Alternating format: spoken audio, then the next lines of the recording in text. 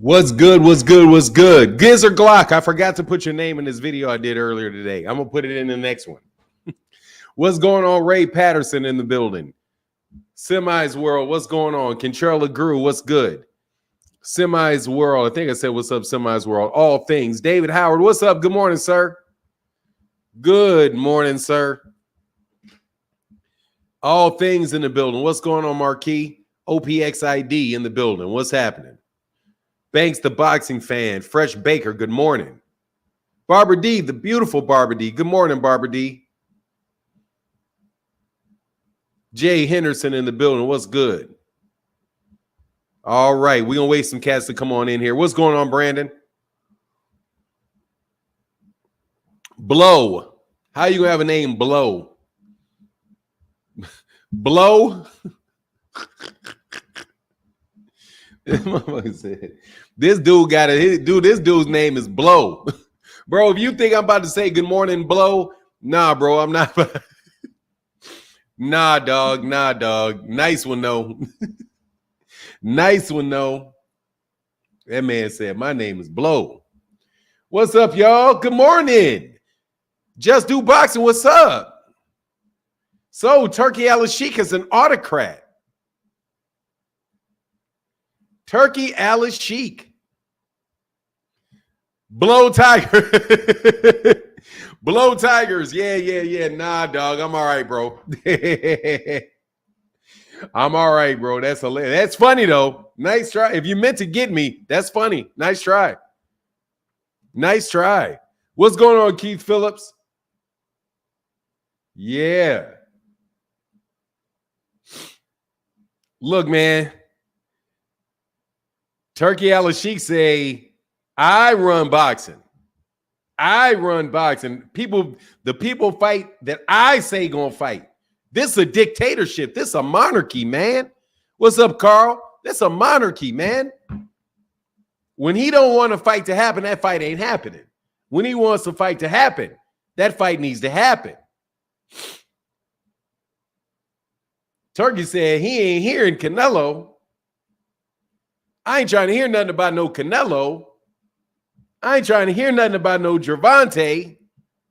I need all your good fighters to get beat up. I need to put them in mismatches. I need to put all your good fighters in mismatches that they ain't ready for. Let me do the matchmaking. I told y'all he gonna ban weight classes if it goes too far. Hey, bro, it's hilarious, man. Yeah, he's trying to toss that weight around, dog. He said he's done. He said he's past it. He don't want Canelo and Terence Crawford no more. He don't want it. He doesn't want it. That man said, I don't want it. He was very clear, too. He said he doesn't want it.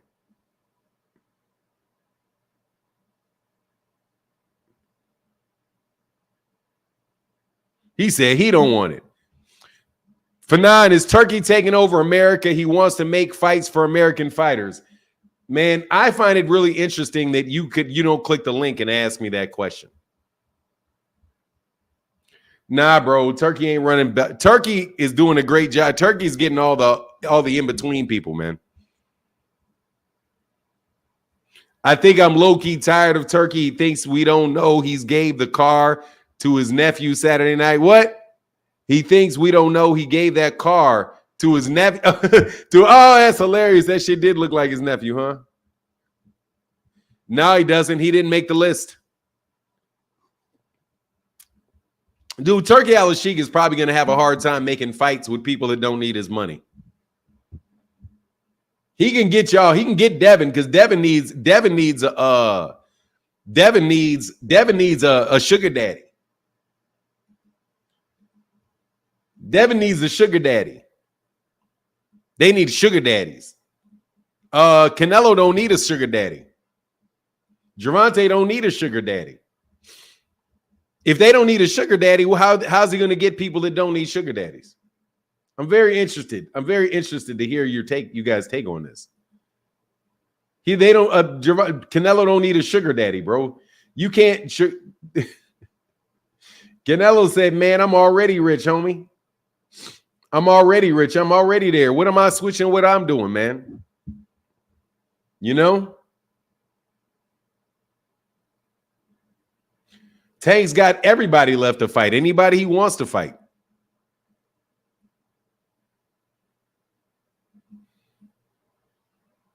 Anybody he wants to fight, man. He's got Amazon Prime. Gave him a multi-fight deal. Gave him a 6-5 guaranteed purse, bro. He's got his purse is guaranteed by Amazon Prime. Somebody's going to fight him, bro. Somebody is going to fight him, man. You better believe it. Y'all better be careful with what you're asking for, though. Yeah, his money's guaranteed, man. He ain't got no problem getting fights. Canelo ain't got no problem getting fights. Turkey's going to get the fighters that are signed to other people. He can fight Debbie Pool. He can fight Debbie Pool, bro.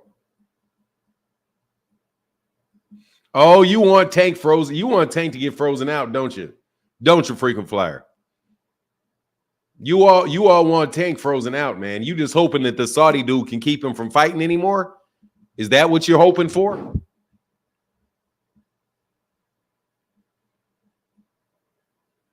Is that what you're hoping for? You're hoping the best fighter in boxing can't get a fight because Saudi Arabian dude wants to have Devin sit on his lap? Can't freeze that out. Hell no, you ain't freezing that out, man. All you're gonna do is make a bunch of cards. You're making a bunch of cards. Oh, hold on.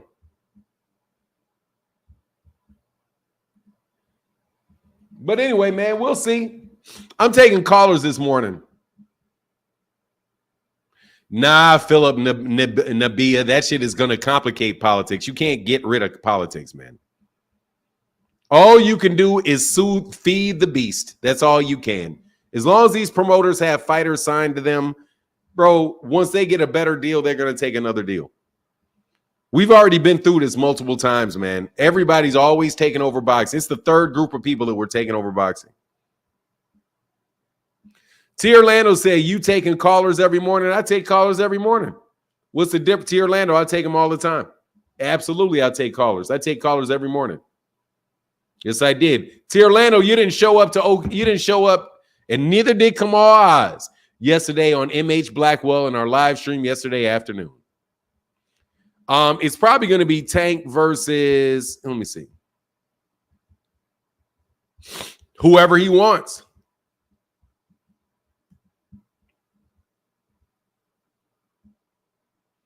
When you sit James Blake, I will.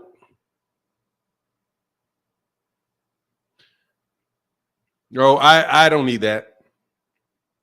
Andy Gill said, hey, Fanon, did you see the undercard for Canelo? Yeah, I did. Yeah, it's a good undercard. Man, T. Orlando, you got a wrench over there, bro. How you going to not show up to the debate? How you not going to show up, bro? I time you out all the time, T. Orlando. It's part of the game. Hey, what's going on? Hunter Young said, crazy thought. Why can't Turkey foot the bill for Shakur's purse and Turkey and Tank split the pay-per-view? Dude, I don't know why Turkey. Man, look, bro, because Gervonta is going to take all of that, dog. That's hilarious.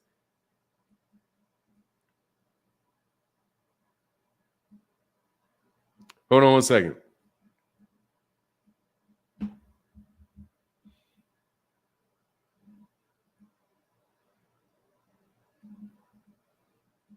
Give me a second. And with that amount, deuces. All righty.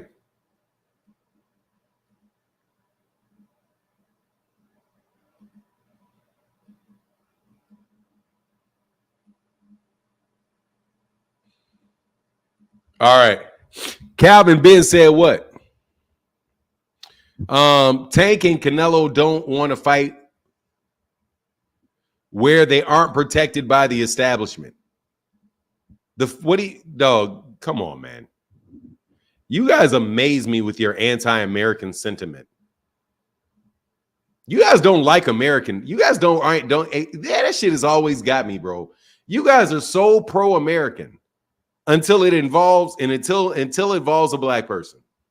And all of a sudden, all your patriotism leaves the fucking window, leaves the room. When Al Heyman talked about, I saw it.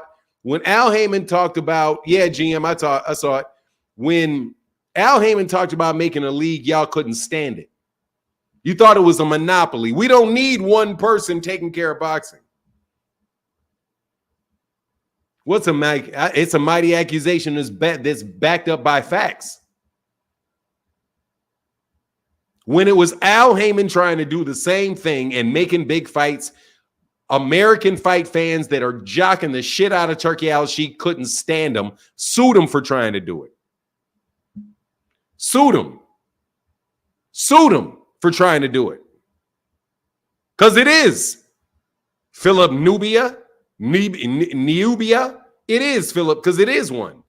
Why in the world was it okay why is it okay for Turkey Al-Sheikh to do exactly what they sued Al Heyman from doing and did everything they could do to keep Al Heyman from doing that? He wanted a platform that other promoters could promote on. They called those guys sham promoters and sued him. Now you got Turkey Al-Sheikh literally doing the matchmaking, and the only thing that the promoter is doing is bringing the fighter there. That's the exact same thing. But Turkey Al-Sheikh is not using sham promoters, even though he's using the same promoters that Al Heyman was using. Why is not this what Turkey Al-Sheikh doing bad?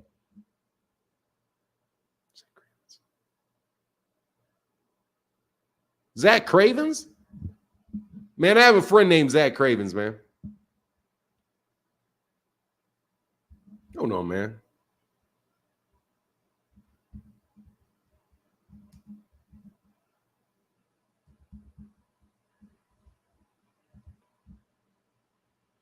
Yeah, bro. How you gonna be? Man, that's crazy, bro. You got the same name as my boy, man. Oh, what up? Is that you, baby? What up, Zach?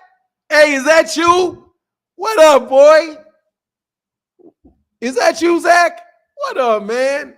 Oh, that's what's up, Fi. Oh, that's what's up. What's going on, man? Bring a smile to my face this morning, man. Shout out to the great Zach Cravens of State Farm Insurance doing his thing down there in Atlanta, Georgia. Shout out to you, brother. Oh, yeah, dog. Let me get that wrench, man. Oh, that's what's up, Fi. Oh, that's good to see you, man. Let me put this link up, man. What's up, man? Dog, this my brother used to work for me down there, man. That dude used to work with me, man. Oh, man, that's what's up. What's up, man? Yeah, Zach, man, I hired Zach out of college, man. I hired Zach out of college, man. Me and Zach used to work together, man. One of my best young hires, man. Dog, I'm proud of myself. Whenever I see Zach, bro, I'm proud of my damn self. Boy, that boy can golf, man. That boy can't play no goddamn pool, but he can golf, bro. Them Atlanta Nick, he's from Illinois, but he definitely moved down there to Atlanta, though.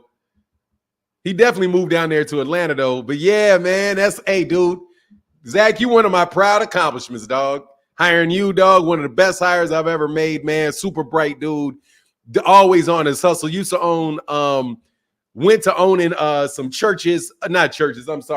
Harold's Fried Chicken. Then he moved down to Atlanta, opened up an insurance outfit. Man, those are the type of dudes, man, you like doing their thing, man.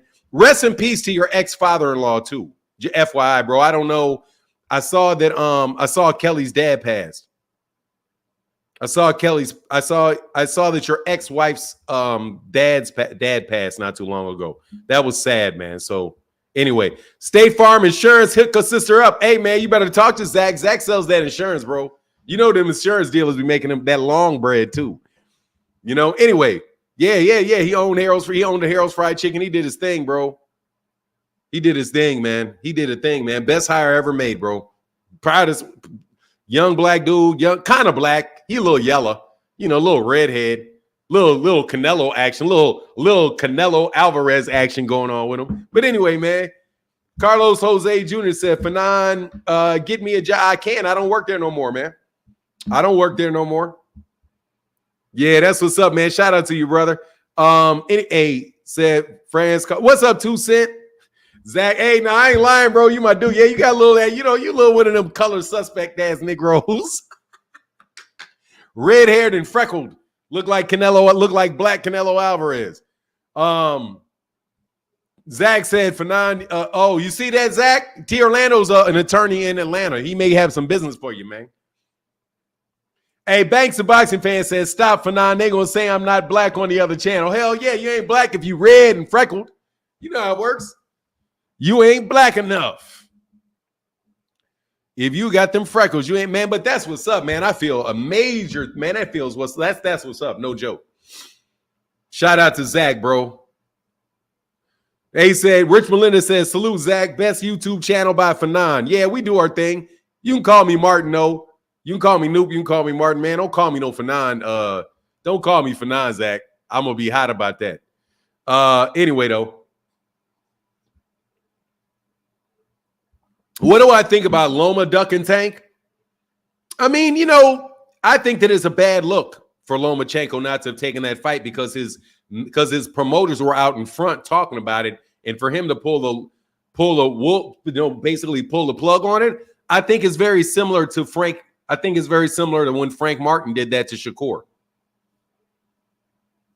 To me, it's very similar to when ZachCravens.com, much appreciated. Yeah. If you guys are in Atlanta or anywhere else and you're looking for your insurance needs, make sure you guys go follow my guy and check out my guy Zach Cravens selling that insurance out there in Atlanta. But I think he can sell it nationwide. I'm pretty sure he can sell it nationwide. Terrence got to see Jermell next. Yeah, he's forced into the Jermell fight. He is. Carlos Jose Fanon. Turkey's making the biggest fights. That's why he's respected. No, he's not making the biggest fights. No, he's not making the biggest fights. How you figure he's making the biggest fights? What are the biggest fights that took place in the last 2 years? And Turkey didn't do any of them. Why do you say he's making the biggest fights? He hasn't made the biggest fights to date. The biggest fights that we've seen in the last couple years are Gervonta Davis's fights, Errol Spence Jr.'s fights, and Canelo Alvarez's fights. And Turkey Al-Sheikh didn't make any of those. What do you mean he's making the biggest cards? What he's making is he's making cards with a lot of names on them, which is a very good thing. He's making very good cards, but he's not made the biggest card. That fight with Terence Crawford wasn't the biggest card, but maybe he believes he can bring a model on where people will want to go start seeing overage, middle-aged rappers at 11 o'clock at night when they're trying to watch a boxing match.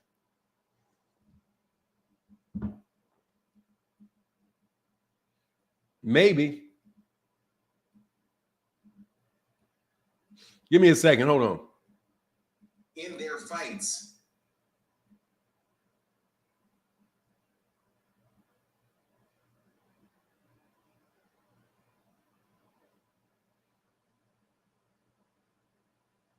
There it is. Hold on 1 second.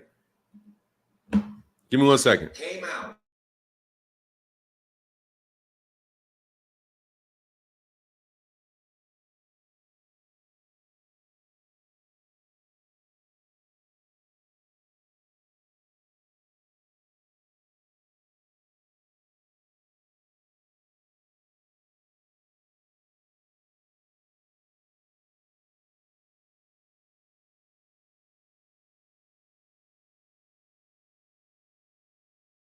Support making fights for. Here's what it says. Hold on. Shakur or T. All right, this is what the tweet said. I should put it up on the screen, but I don't have it. You can listen to it. Just wrapping up an important meeting now with my team. Planning for the upcoming fights that we will make for 2024-2025. I decided to disregard the Canelo fight as I don't want it anymore. Instead, I will be focusing on the U.S. market with bigger fights, especially for the legend, Crawford. Additionally, I will support making fights for Boots, Haney, Shakur, Ortiz, Anderson, Benavidez, Zepeda, and more. Regarding Tim Tszyu, there's something unclear with the communication from his team, with our team, so I believe I will reconsider his situation. And for the rest of the world, definitely, I am focusing on Riyadh season card, Wembley edition, the 21st of September, AJ Dubois, or Du Bois, however you want to say that. And depending on the results of Riyadh opening season card, Bivol and Baturyev on the 12th of October, I will build the card for the rematch for Fury Usyk on the 21st of December, and another big card the first quarter of 2025. Stay tuned.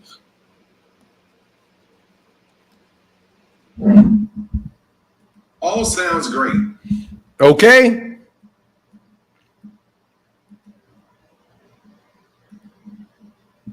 Give me a second.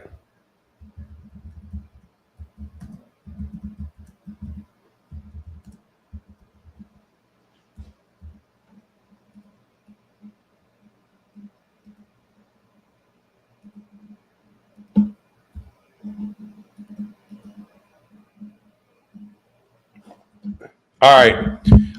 Don't forget Al Heyman was the promoter saying that Crawford wasn't good. They wouldn't even mention Crawford's name. Dude, why are you lying so much? Why are you lying so much? Like, I want to talk to you. I'm reading your comments, brother, but you're telling a lot of stories. Can you please not tell so many damn stories so I don't have to spend my time correcting you? Because this is not true. That's not remotely true.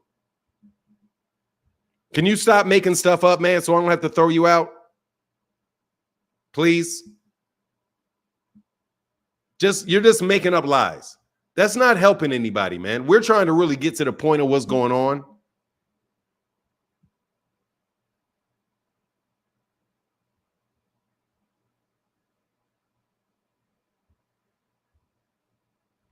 Hey, Hunter Young said, crazy thought. Why can't Turkey foot the bill for Shakur's purse and Turkey and Tank split the pay-per-view?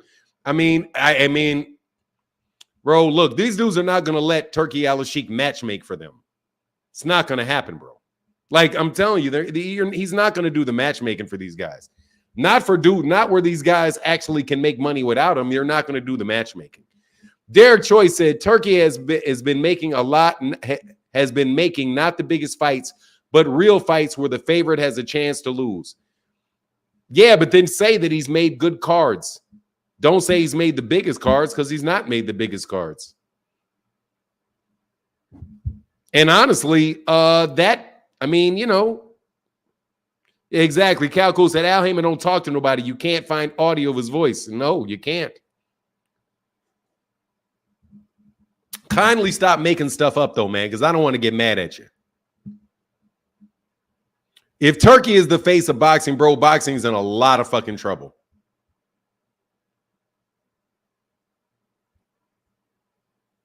He's the face of boxing because Devin, he took over the face of boxing from Devin, frequent flyer.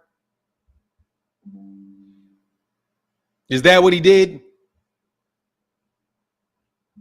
What's up, So Deep? Make sure you guys go subscribe to the Parlor Beast Wheaton at mixcloud.com/POEW for the Parlor Beast Wheaton. For the best old school music, Dusties, and all that other stuff, bro, that you can get if you really. Hey, Zach, make sure you follow the Parlor Beast Wheaton, man. Make sure you fire. Hey, Zach, for sure, because I know you like house music, because you from Illinois. Definitely check out the Parlor Beast Wheaton on mixcloud.com, man. I think you'll like it a lot. That's mixcloud.com/POEW, the Parlor Beast Wheaton. GM says, Stank Turkey acted like Canelo and Bud not happening was his decision. I mean, dude, Cat says, give me $200 million. For me to go over there, give me $200 million. You got money like that, pay the money. You overpaying everybody else. Fanon, he brought most of the promoters together, didn't he? Canelo, Al Heyman has made a fight with every one of the promoters on that card. Every single solitary one.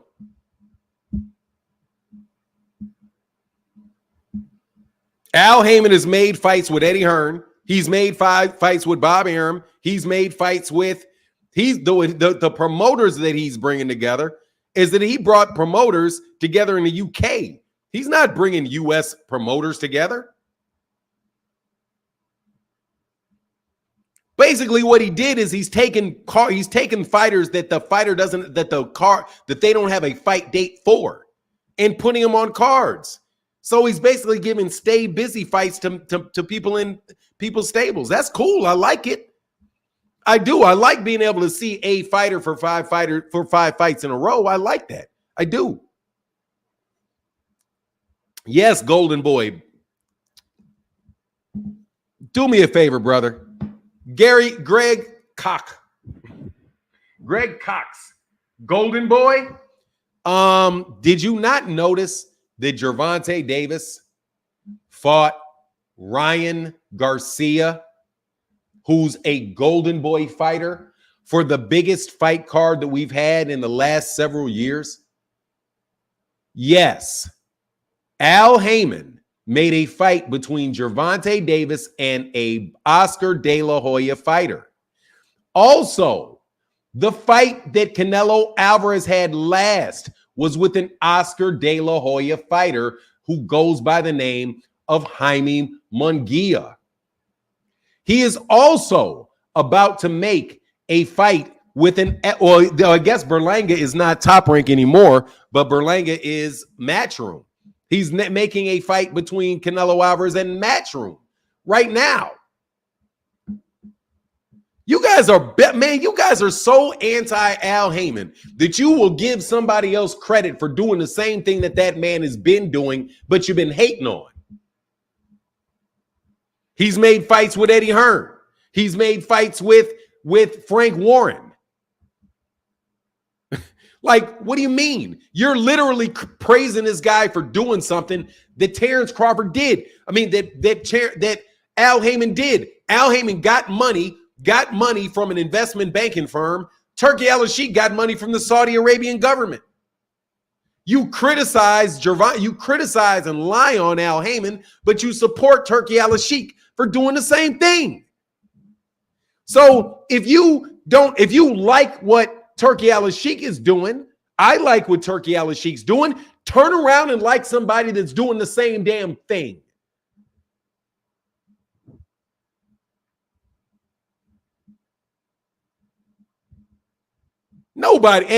Shamir Ogden, nobody spares no expense. Nobody spares no expense. Why people hate the PBC so much? Because they're black. Because he's black and in the United States and was dominating boxing. Al Heyman has been putting on the biggest fights in the United States for a decade. He's been involved in the biggest fights in boxing for well over a decade. All the big fights. Floyd Mayweather Jr., Conor McGregor. Floyd Mayweather Jr., Canelo Alvarez. Gervonta Davis versus Gervonta Davis versus Ryan Garcia. Floyd Mayweather Jr. versus Manny Pacquiao. All of Floyd Mayweather Jr.'s fights, they've all been supported by him. This fucking buffoon. What do you need, buffoon? Hey, good morning, man. Dog, you gonna get up here lying. No, I'm asking, you know where Al is now? Do you know where is he still making fights? Is Al making fights? Yeah, is he still making fights? What fights? the fuck is wrong with you, bro? Will you get on here for real and talk to me about something real? Well, what I was going to say. You know goddamn well when Al Heyman's next fight is. The press conference was yesterday. Because I heard he's taking a break. He went off of boxing. Stupid ass. Hey, look, bro. Look, man. Fuck off with your bozo ass. Turkey made Will you please come up here, bro? Will you please come up here? Will you please come up here and not spread misinformation and not lie? Turkey made Fury Usyk would generated the most money this year. So No, he what did say not. you about that? No, he could. That's a lie. That's a lie because they lied about the numbers. Fury Usyk did not generate the most money this year. They lied about the numbers. What was the numbers? Like 1.5 million. 1.5 1.5 million. What? Pay-per-view buys Where? globally. Man, if you don't get the fuck out of my face, those numbers haven't even been released. You can go look the numbers up on yourself. Dude, $1.5 million globally. How much was the average ticket Not price? $1.5 million globally. How much was the ticket price globally?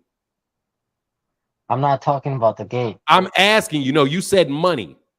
When you say money, you have to multiply the number of pay-per-views that you just made up, and you have to multiply that times the cost. How much was the average cost of the pay-per-view in Mexico? I don't know the average cost. So you don't know. So let's get this right. So you don't know how much the pay-per-view was in Mexico. I don't know how many buys. How much was the pay-per-view? How much was the pay-per-view in the UK? US dollars would be like $33. Sure. It was 20 something pounds. Usyk, so $35. Usyk. And how much pay-per-views did Gervonta Davis make? What was Gervonta Davis's pay-per-view sales in the UK? They also had Fury Usyk in US too. Excuse me, sir. What do we know? That ain't nothing. Are you sure? Positive. It's in the middle of the fucking afternoon, bro. I was at a wedding. No fucking way. I'm sorry do you big couldn't numbers. watch the undisputed heavyweight fight. Sir, let me calm my voice down, bro, because you're so fucking dishonest.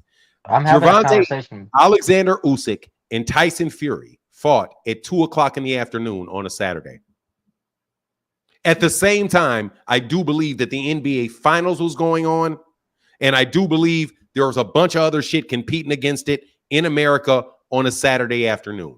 People do not buy pay-per-views in the United States on Saturday afternoon. I was literally at a wedding. Watching a couple get married and looking at it on my phone right here. No fucking way did it sell. No fucking way did it sell big in the United States on a Saturday afternoon. I mean, that's your opinion, and I can respect No, it's not an opinion. It's a fact. The United States of America on Saturday afternoon has all kind of other sports that people watch and not boxing. If there is an NBA game, sir, if there is an NBA game, most people are watching the NBA game. They're not watching a British heavyweight fight a Ukrainian heavyweight at 2:00 in the afternoon in the United States. True boxing fans watched it, so I don't know about you. True boxing fans in the United States are not the ones that get you to 1.5 million pay-per-views. Globally is what I said. Sir, the biggest that we know of, where the numbers have actually been released. The gate was released. It was $14.5 million gate for Gervonta and Frank Martin. And it was a over 400,000. And you know that, right? At 80. Yes, we know it. But we don't know that about Fury Usyk. You know why we know it? Do you know why we know it? Because the camps themselves said it. Come on, this is why. The camps themselves said it did over 400,000. I don't care about the camps. They lie every day. 400,000, 400. Let's do the math, sir. That's what they're 400,000. 400,000 times 80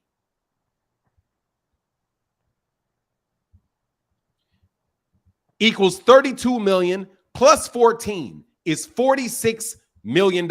You're trying to force your point on me, man. Sir, look, man. I need for you to stop being a buffoon, and I need for you to stop being dishonest. For me to continue. There's no dishonesty. That's a global number that was given. You do not know. You do not know what the pay-per-views events were globally, because you can't even tell me where it was pay-per-view. How do you know what it is for the USA for Gervonta? How do I know? I know that it was 400,000. Dude, I know that it was that Gervonta Davis was over 400,000. How do you know because everybody involved in it said so. Oh, okay. Leonard Ellerby said it was over 400,000. He said that Dan Rayfield's number was the closest, but he gave the number that was less than what it was. So you're using the argumentum ad populum fallacy here, where you're saying No, I'm no, everybody say that. Excuse me, stupid. No, not everybody. Gervonta Davis's team. Everybody say this. No, not everybody. Gervonta Davis's team. I told you who said it, not everybody. I said Dan Rayfield reported 400,000. The team member of Gervonta Davis, who knows the number, said that all the numbers were wrong. The closest to the real number was Dan Rayfield, but he underestimated it. Yeah, that was directly, sir. That was directly from Gervonta Davis's team. No worries. Tyson Fury's team said they did 5 million pay-per-view buys. No, they didn't. So that's what I'm gonna believe. No, he didn't. You're lying. This is where you're. Why are you lying? Where your point is debunked. No, you're lying. Tyson Fury's team did not say it did 5 million pay-per-views. No, he did not. I'm trying to get you to understand how you sound. You're saying no. I know how I sound. I'm telling you that the person that knows it said what the number was. Said that the number was over 400,000. Panan, if you're in their camp, you're gonna exaggerate the number, of course. Dude, he is not the one that gave the number.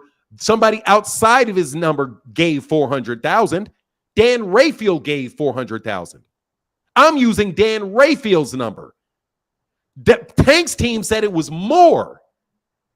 So I'm not using the more. I'm using the number that was given by somebody that's not on Tank's team. Rayfield. There's no way Tank fight generated more than Fury. Man, I need for you to stop being so damn dishonest. You know full well that Dan Rayfield is not on Gervonta Davis's team. And I'm using a number from Dan Rayfield. So how can you then turn around and say I'm using a number from Dan Rayfield's team? You know that Dan Rayfield works for the PBC. No. Let's do this. You do know that, right? Let's do this. You are dishonest. I said Dan Rayfield said 400,000. Dan Rayfield. You then accuse me of using what Gervonta Davis's team said.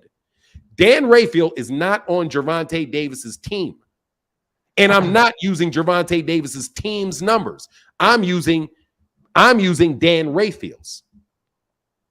Why would you accuse me of using Gervonta Davis's team numbers when you know I'm not doing that? I know you're using Dan Rayfield's number, but so why would you accuse me of using Gervonta Davis's team's numbers? Because you said his team said significantly more. That's what right. You said, right. So his team said significantly more, but I'm not using a number that's significantly more. I'm using the number that Dan Rayfield gave. Tank's team is saying it's more, but I'm not using more. I'm using what Dan Rayfield said. So I'm not using what Tank said. I'm using what Dan Rayfield said. That Tank's team said was an underestimate. I'm using a number that's an underestimate.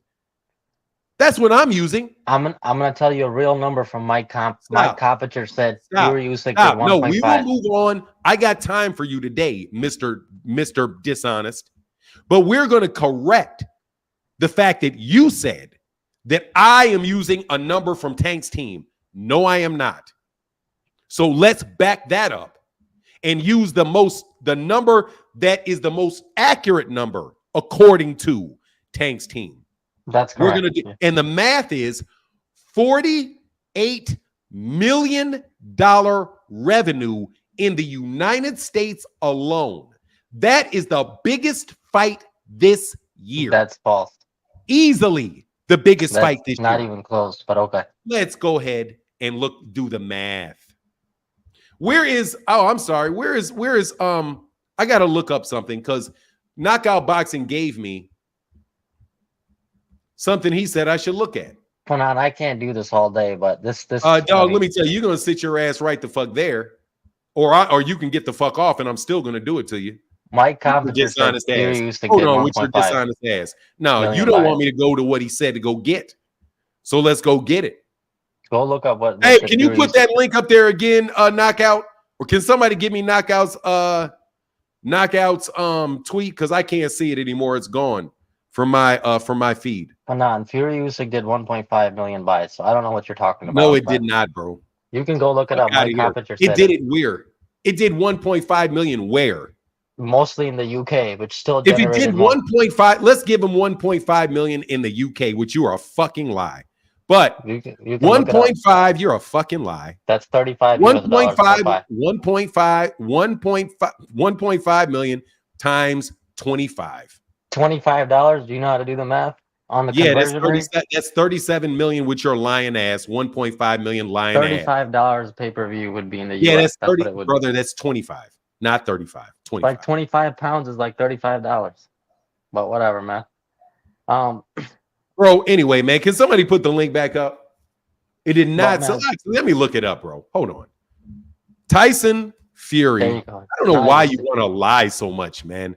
Versus Usyk. Pay-per-view buys.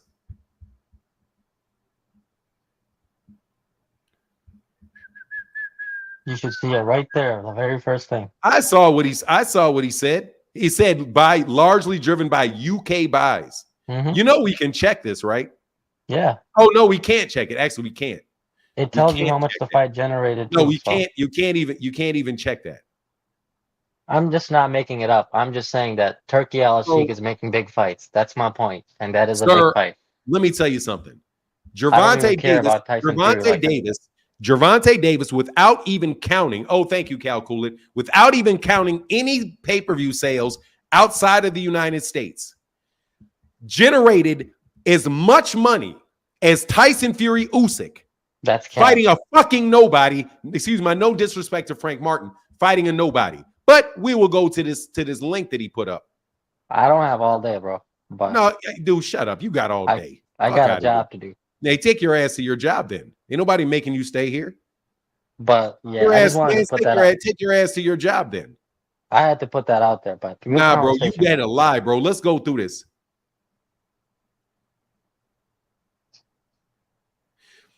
The chairman of Saudi Arabia's entertainment authority reportedly lost $27 million despite making $50 million from pay-per-views alone. This information came from a recent report by the folks at ESPN who made a detailed explanation of how His Excellency lost all of that money despite how successful the event was, which means it was not successful. Other sources, excuse me, I'm reading this. Other sources of revenue where the event did gangbusters was from sponsors. They got a cool $40 million from that alone, plus the ticket sales, an extra $3 million, but it still wasn't enough to even come close to breaking even. If we make an addition of all those numbers, we come up with $93 million in revenue that was generated in total. However, the final cost for this event was a staggering $120 million. This translates into a whopping $27 million deficit that Turkey Al-Sheikh with absolutely no earnings from this.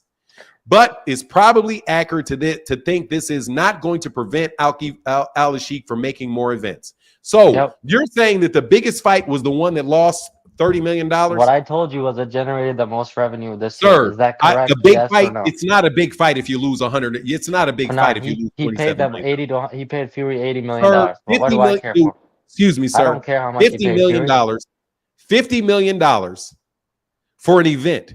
$50 million for an event.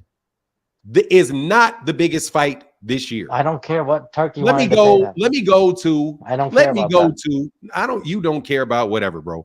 Let me see. You don't care about the truth. But let's see. Canelo Alvarez. Hold on, man. Canelo Alvarez versus Haney. Versus Munguia. Good talk. Dude, you could have been left, bro. Jaime Munguia. Oh, I'm sorry. Jaime Munguia versus Alvarez did, according to Essential Sports, did 550,000 pay-per-views. Yep.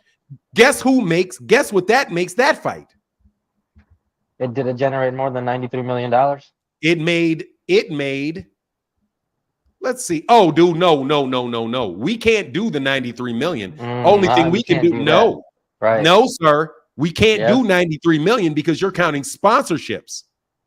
for the 93 million. You can't do sponsorships. You can't count sponsorships. You know why? Because we're not counting sponsorships for Gervonta. Okay, no problem. Only thing we're taking for Gervonta is his gate, the gate, and the pay-per-view. And that's $50 million. We don't know what Gervonta Davis got off of sponsorships.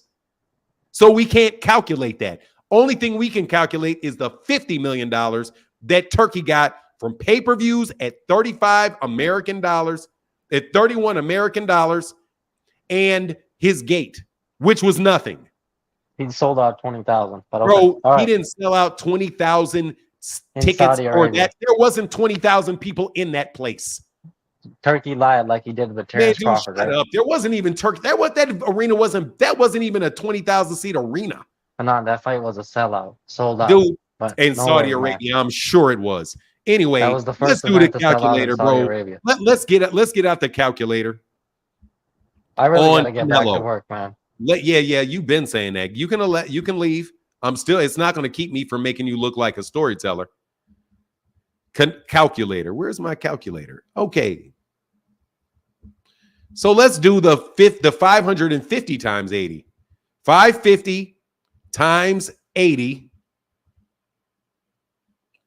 Clear. I'm sorry. 550,000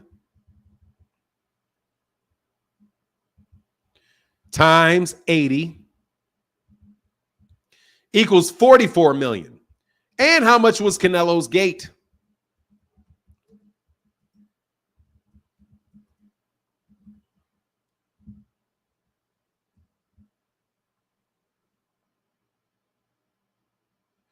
Dude, he did $50 million before the gate. Let's put $10 million gate on him. Let's just give him a $10 million gate because that's what his gates usually are. So his gate's at 10 million. He's at 54. It's at 58 million. The biggest fight of this year is Canelo Alvarez, Jaime Munguia.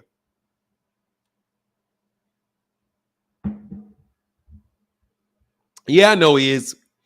But that's all right. We got the liar back, bro. Basically, Terence Crawford, Gervonta Davis did as much revenue as that fight did without losing any money. And Terence Crawford and Canelo Alvarez did bigger numbers without losing any money. And now you got Terence Crawford, who probably lost money. Terence Crawford fight probably lost money. Yeah, you know what? Let's make boxing a successful business by losing a lot of money. Let's make the boxing really great by creating an infrastructure that's not sustainable other than the gifts from an angel investor. That's really, really, really, really what we want to do with boxing. Phoenix the Assassin, how can I help you, sir? Man, I'm glad King got himself up out of there, man, because, man, that guy crazy. That guy's crazy, and he don't get tired of lying. But, man, you don't get tired of it. By now, I figured, see, this is what I was saying the other day, like, man, you can only operate at a loss for so long. And the fact that they don't put so much effort into this card with Terence Crawford and Madrimov. Like, man, all that from the WBC to the concert to everything else, like, and the fact that it wasn't sold out, like, what was the final time we saw the seats on that? It looked like it was about maybe halfway full until they went ahead and slashed the prices down. So what, maybe they had 2/3 of it sold. But man, I can't imagine that the viewership pay-per-view on that did any good, because that was what, $80 for that. 80. And that don't even got any appeal to like anybody. And that's the difference between the guys on PBC and Turkey, because they had to get 40 million from sponsorships. And we look at what guys like Canelo, Spence, and Tank are doing to generate revenue. without those sponsorships. And that alone is what tells you, like, hey, you remember when people, not people, but Gervonta was telling them, hey, they got to go to Turkey because they can't sell. Hey, and you were saying the same thing too. Like this guy is just out here throwing money at these guys that they don't really deserve because they can't generate the revenue to make up for that. And that's why I said, like, I think it's going to be something that ends up hurting the sport because you're going to have more and more fighters wanting to do these deals with Turkey, not realizing money got to come from somewhere. And eventually it's going to get to a point where they realize, oh, maybe I can't really get, what they was talking about. And I think it's kind of why Turkey said he's not interested in Canelo anymore. I knew after that performance from Crawford, Canelo wouldn't be interested in that fight. He already was barely interested in it from the get go, just because Crawford coming from 147, looking like that against a guy at 154. Ain't no way he's gonna survive in 168 taking punches from a guy like Canelo, and he ain't gonna be able to do nothing to keep Canelo off him because Canelo done been hit by guys at 175. So like that was a bad matchup to even think about from the get go. But not just that, I think the other reason that he's not interested in the Canelo fight is probably because Canelo turned him down.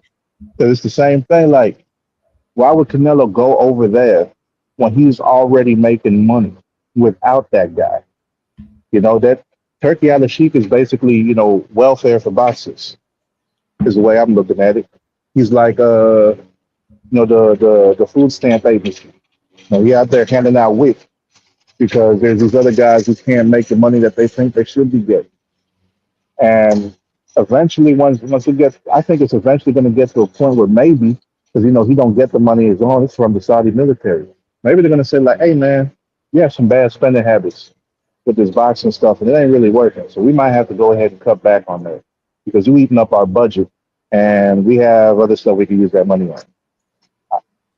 Operating at a loss only worked for so long. But outside of that, just a comment on the Terence Crawford fight. Some of the callers yesterday, they wanted to. They seemed like they was super, super hype on Bud still. But one thing I want to point out is, yeah, Bud is 36. But one thing you got to remember is Floyd was 36 when he fought Canelo at 154.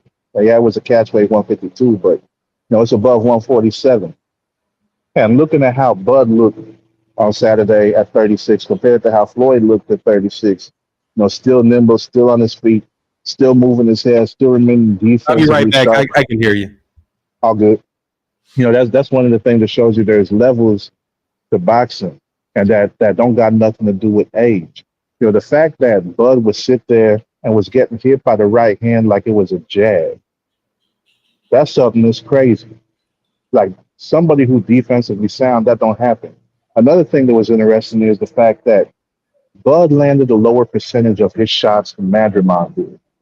I know a lot of people want to say, oh, well, because Bud's a counterpuncher, and Madrimov was trying to counter the counterpuncher. It wasn't work well. Floyd Mayweather is hailed as the best counterpuncher in boxing.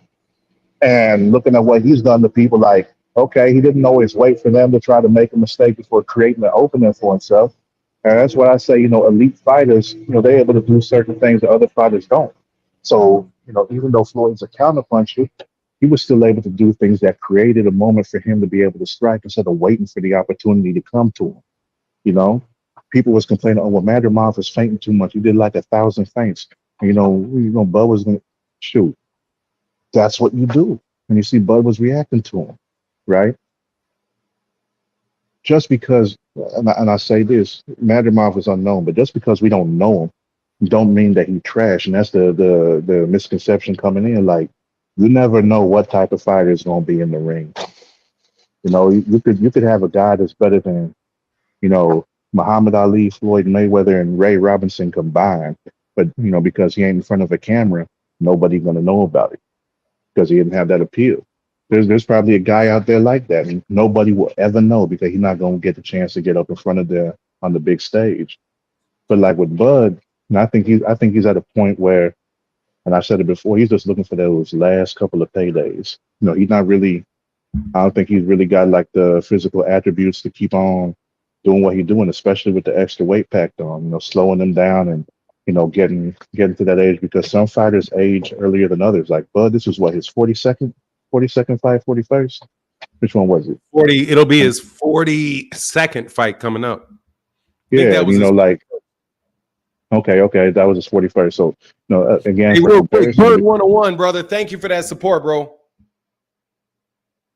For the $5, he said, my support, keep up the good work. Thank you, brother. Go ahead, man. I'm sorry breaking you up. Oh yeah, no problem. I'm about to wrap it up with this. Another thing for comparison is like, Floyd at 36, he had his 45th fight with Canelo, right? And that's another thing to keep in mind. Like each fighter, they age differently, depending on how well they take care of their bodies inside and outside the ring, the type of punishment they take, what they're doing with training, their diet habits, everything. That's something that causes everyone to go ahead and age differently. And some fighters get hit by Father Time earlier than others. Some get hit later. Like Bernard Hopkins still fought till he was 50. Remember, George Foreman, when he came back significantly older after he retired the first time. Like some fighters can come back and do it, and some can't. I mean, shoot, look at Canelo. People been saying he's slowing down. Like he getting close to 70 fights. He had 60 something, and he's only he just turned 34 last month. So I mean, how long can he keep going? Who knows? But yeah, man, this Bud fight, I think a lot of people is downplaying things just because Madrimov was unknown. So they saying stuff like, Bud was getting hit on purpose and Bud was trying to carry him throughout the fight and all this and that. It's like, nah, he just came up against that situation that he wasn't really able to handle as well as he did before. Because this dude Madrimov is live and he had a style that you're not going to see from just everybody. So that's something that I feel that played a significant factor in how we saw Terence Crawford look on Saturday. And that's what I got for you, man. All right, bro. Thank you, Phoenix. Appreciate you, man. For sure. As always. Akaflex said, anyone answer my question? Is he a promoter? Is my turkey question, is he a promoter? No. Or a sponsor? Sponsor. Sorry, Chad froze up. And if he's a sponsor, what sponsor gets into the Hall of Fame? I don't know what you call him. He's organizing the fights, man. And he's got a platform like the PBC. PBC is like Riyadh season is just like the PBC. It's the same thing. You have a platform, Riyadh season platform. Different promoters come fight on the cards that the Riyadh season fronts the money for. The Riyadh season is literally the same. It is almost the exact same thing as the PBC. Riyadh season, PBC. Riyadh season has a advisor that is advising certain fighters to take certain fights. He is then going to the other fighter, working with his promoter and advising those fighters to take those fights. The promoter puts the fight on the Riyadh season's platform. And you can fight on a Riyadh, could be shown on Amazon. It can be shown on The Zone, and it can be showed on ESPN. He actually has 3 different networks in the United States that he can air his fights on at the same time. That's the difference between him and what the PBC is doing. But other than that, dude, it's basically the same thing. Al Heyman tried to get multiple networks for all of his fighters to fight on. Dog, Turkey Al-Sheikh is not doing anything but taking Al Heyman's playbook and having everybody in boxing support it and act like they want it from him, but they didn't want it out of Al Heyman. They want it out of Turkey Al-Sheikh. They don't want it out of Al Heyman. Al Heyman got his money from an investment banking firm, like $500 million. And after he did it, what did other people do? They started doing the same thing.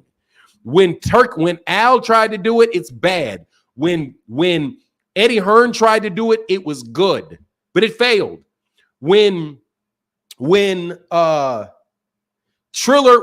tried to do it, it was bad. When Triller tried to do it, it was good. Triller failed. So now, when Al tried to do it, it was bad. When Turkey Al-Sheikh tries to do it, it's very good.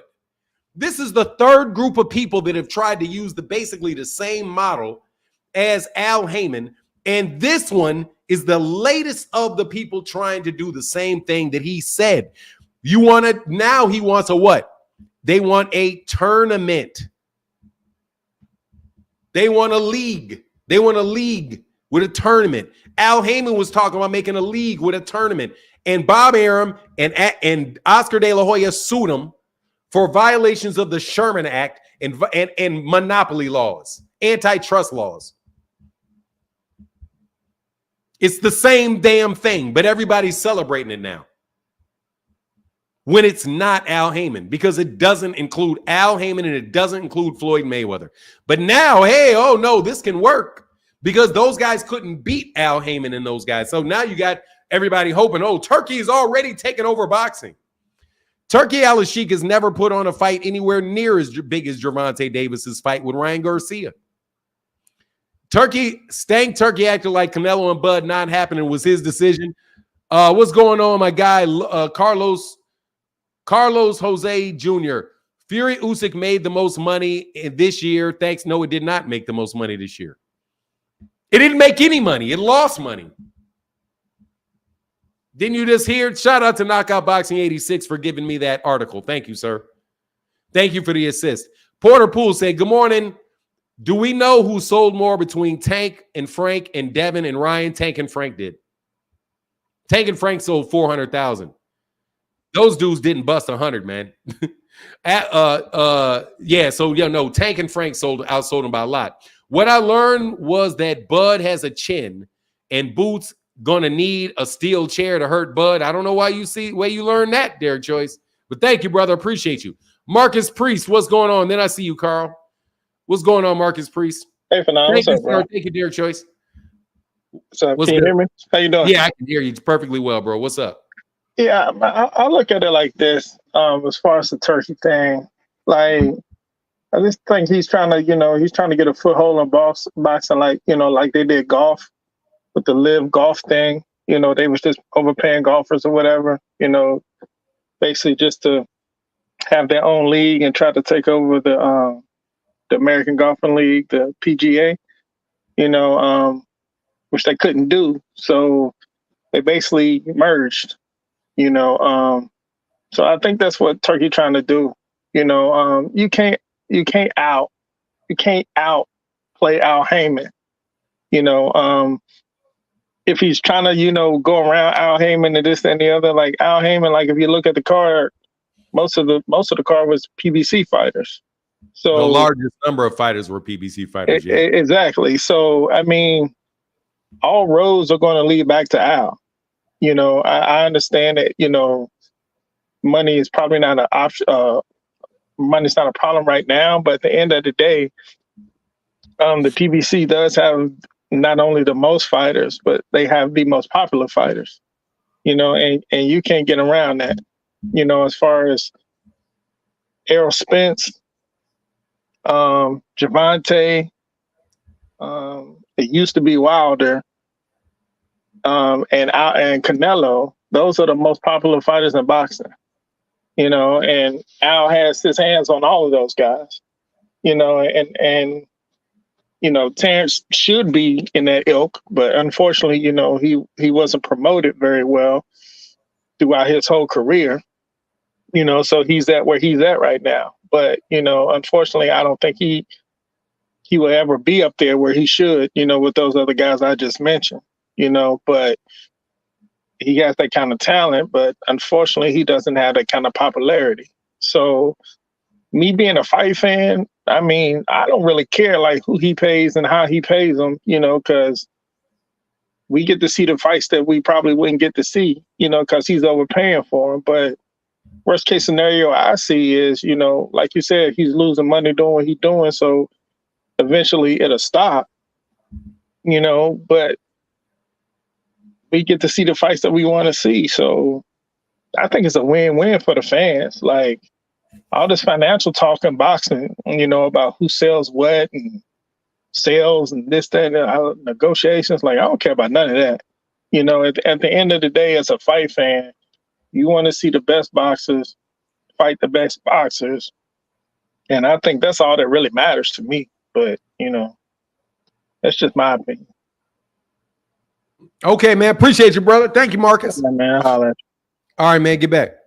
Real quick, man. Let me get this. Well, I don't know. I got him. Oh, I got him. Hey, thank you to everybody that supports. What's going on, Carl? How can I help you, man? Not much. I just wanted to say good morning, man. And Good morning. I remember I asked you about the Super Six, and that was just going off what you were saying. I think they're trying to bring the tournament style back, like the Super Six tournament. That's all I wanted to say. Yes, sir. That would be great if they did. Yeah, because I think that's what really jumped boxing off. You know, it was kind of dying down, then they brought that out, and it kind of jumped off that whole weight class and got it back going good. So, but Yes, I just sir. wanted to say good morning, man. Thank you for the content. You help me get through work every day. All right, man. Well, I appreciate you, man. We're gonna keep it grind. We're gonna keep grinding with it. Thank you, Carl. Yeah, no Salute problem, to you, man. Have sir. a good day. All right, man. You as well, sir. Peace. All right, Carl. It's good, man. Put a face to a name, man. Yeah, I remember you said. I remember you said that, man. I remember that yesterday. What's going on, Joe A? Cal Coolid, I care as much about Tank and Heyman as they care about me. However, if there's a clear active pursuit to bury PBC, that would be sad. I mean, look, bro, there's going to be whenever you have a monopoly, they're going to try to bury everybody. It's a monopoly.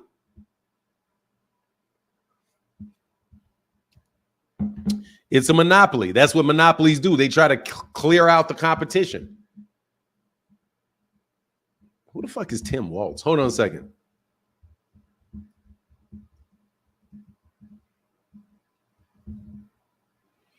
Oh.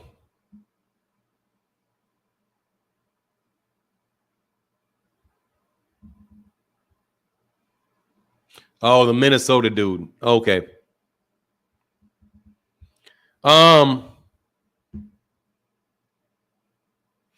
Yeah, they've done several tournaments. Yeah, they've done tournaments. Man, the PBC had a tournament all in one night.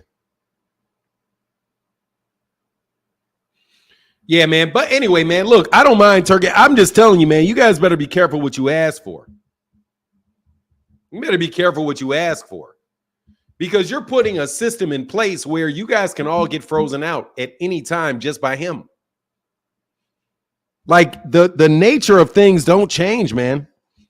I'm telling you, man, if you don't get along with somebody and they got all the power, they will freeze your ass out. They will freeze out up and coming fighters. Like you guys better be careful, man, with all of that penny wise and pound short decision making y'all like to make. Dude, it's a monarchy, bro. There's nothing more authoritarian than a monarchy.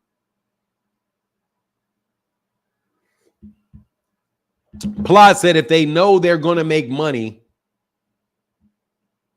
from the product, they will go get it. They're not going to make money from that. They're the fucking Saudi government. Do you think the Saudi government is trying to subsidize their gross domestic product with boxing?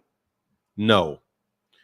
But we'll see. All money, not good money, especially come from Turkey. People will eventually learn this in the long run. Look, it's good for him. It could be good for the promoters. I'm just saying, be careful, man. That shit can get turned around real quick. And what he said, I'm not pursuing Canelo. That means he unilaterally decided Canelo Alvarez and Terence Crawford are not going to fight. The fight was killed by him. Please tell me where Al Heyman said, I'm not going to make that fight.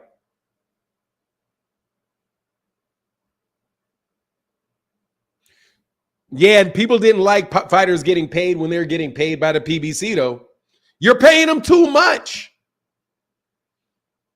When the PBC fighters are the ones getting paid all the money, you're paying them too much. That's not good for boxing. You're overpaying them. They're not going to stay active. How do you know you're going to keep people active if you overpay them? You got somebody that is willing to lose $120 million. Of course, they're going to say, fuck the fans. Right. They were getting overpaid in a fight that made a profit. These people are getting overpaid in a fight that's losing money.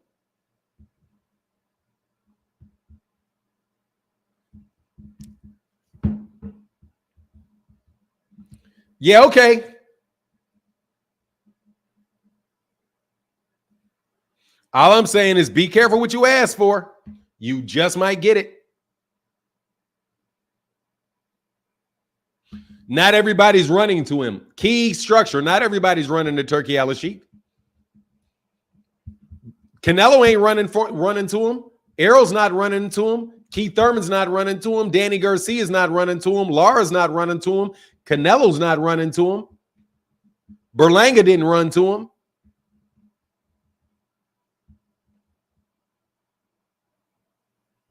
That's not going to happen, J-Dog. He's not going to push everybody out, because if he pushes everybody out, he won't put fights on in the U.S. Carlos said, you missed my super chat. Did I? My bad. Carlos Jr. said, Fury Usyk made the most money this year. Yeah, I did, and you're not right. That's not true. I didn't miss that. You're not right. That's not true. It did not make the most money. It didn't make any money. It lost money.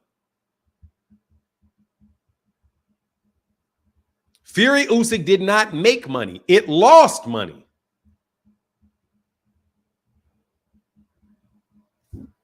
Key said, that don't have a leg to stand on. Click your link. Click the link if I don't have a leg to stand on. It should be easy money.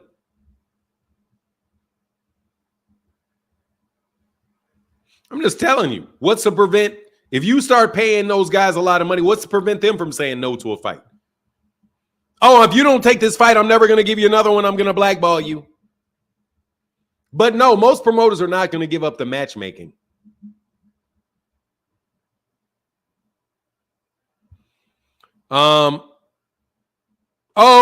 Key Structure said, not you for nine the fighters. Oh, you know I'm looking for a fight. That dude named Dave. Eddie Hearn came with $1 billion and couldn't get fighters to leave Heyman. If a billion couldn't tip the scale, what will? Dude, the fact of the matter is that, dude, U.S. banking systems, they have a lot of money. U.S. banking systems have, what's up, Jameson Childress? U.S. banking systems have a lot of money. And if you're consistently putting on fights that return an investment, you're going to continue to make fights. If you can get them a return on the investment. The only way that you're not going to be able to do it is if your competitor is willing to lose so much money that they make it completely, it makes it impossible for you to get a loan. Because they're like, nah, we're going to put on this fight. We're going to lose. I'm willing to lose $500 million on this fight. Let's lose $500 million, lose $500 million, lose 500. We don't care about ever making money. If they didn't care about making money, why the hell are they got this shit on pay-per-view? If they don't care about making money, why are they on pay-per-view? Why don't they just put the fight on regular television? If they were making the fight and they were not caring about money, then put the money on without pay-per-view and just lose all the money. No need to charge me $90 if you just want to lose money. I mean, for real, if they're going to lose all their money, if you're going to lose 120 million, what's wrong with losing 200 million? Lose an extra 50 million.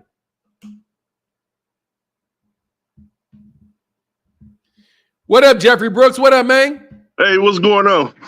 Man, I'm having fun this morning. You know what it is. Yeah. I was just listening to you real quick. I wanted that one because they asked Canelo asked a question. Hey, Turkey over here calling you out, saying gonna send you an offer. So to fight Crawford. So you want to accept? Now what he did, he upped the price on him. He said, okay, since you're gonna send me an offer and all this, y'all got the money. Canelo said, yeah, I'll fight him. Send me $150 million. He said, I offer, and then I'll fight him. So he really jumped up like $50 million on him. He jumped up $50 million on him. Because usually taking like what, about 100. Why? He said they lying and say they gave if they can lie and say they gave Tyson Fury $100 million, you better fucking believe Canelo Alvarez is going to say you better give me $150 million. What do you think is going to happen if you overpay people? If you say if you believe what King and these dudes said that he's paying $100 million to Tyson Fury, why in the world would Canelo Alvarez fight for any less than that? Any less, yeah. Any less than 150. If you're giving him $100 million, you better give me 150. What?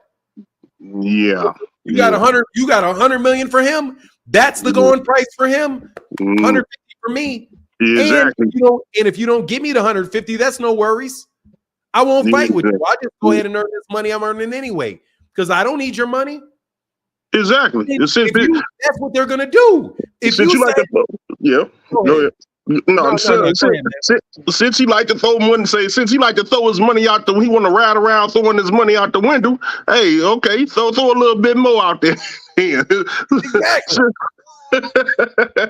Because that's exactly what you're doing. I mean, like you say, the fights you get in the fights that's not selling, and you just investing. Where's your return coming back from all that? So I don't know. I don't even know what's the whole purpose of it. You know what I'm saying? And then he tried to do all these concerts before the main fight, I guess, to try to generate more views or whatever. I don't know. Yeah, Eminem did a what 5-song concert and all that. I mean, I didn't see that. I didn't even see the concert. I was so happy that Phoenix the Assassin carried me for a little while.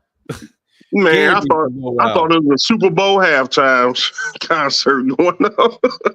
It lasted so long, man.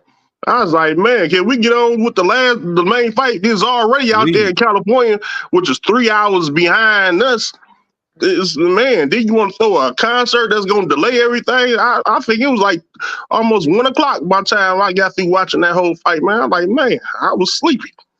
But I mean, like I say, if he got the money if he got the money to spend it, man, hey, bring that Saudi money on over. Come on, no problem. Yeah, just make sure you take. I don't have a problem with him spending the money. I'm just telling y'all, man, there's some fucking hypocrisy going on here, like a champ, dog, with these cats, man. Al Heyman fuck Al Heyman for trying to do the exact same thing, and that ain't never gonna leave me, man. People want to act like that shit ain't like the rules ain't different, man. The rules different, man, for Al Heyman. Rules are different. They didn't like that shit at all. Right. They didn't like, they cared. You heard Rick Glazer. Why when you overpay fighters, you ruin the fighters when you overpay them.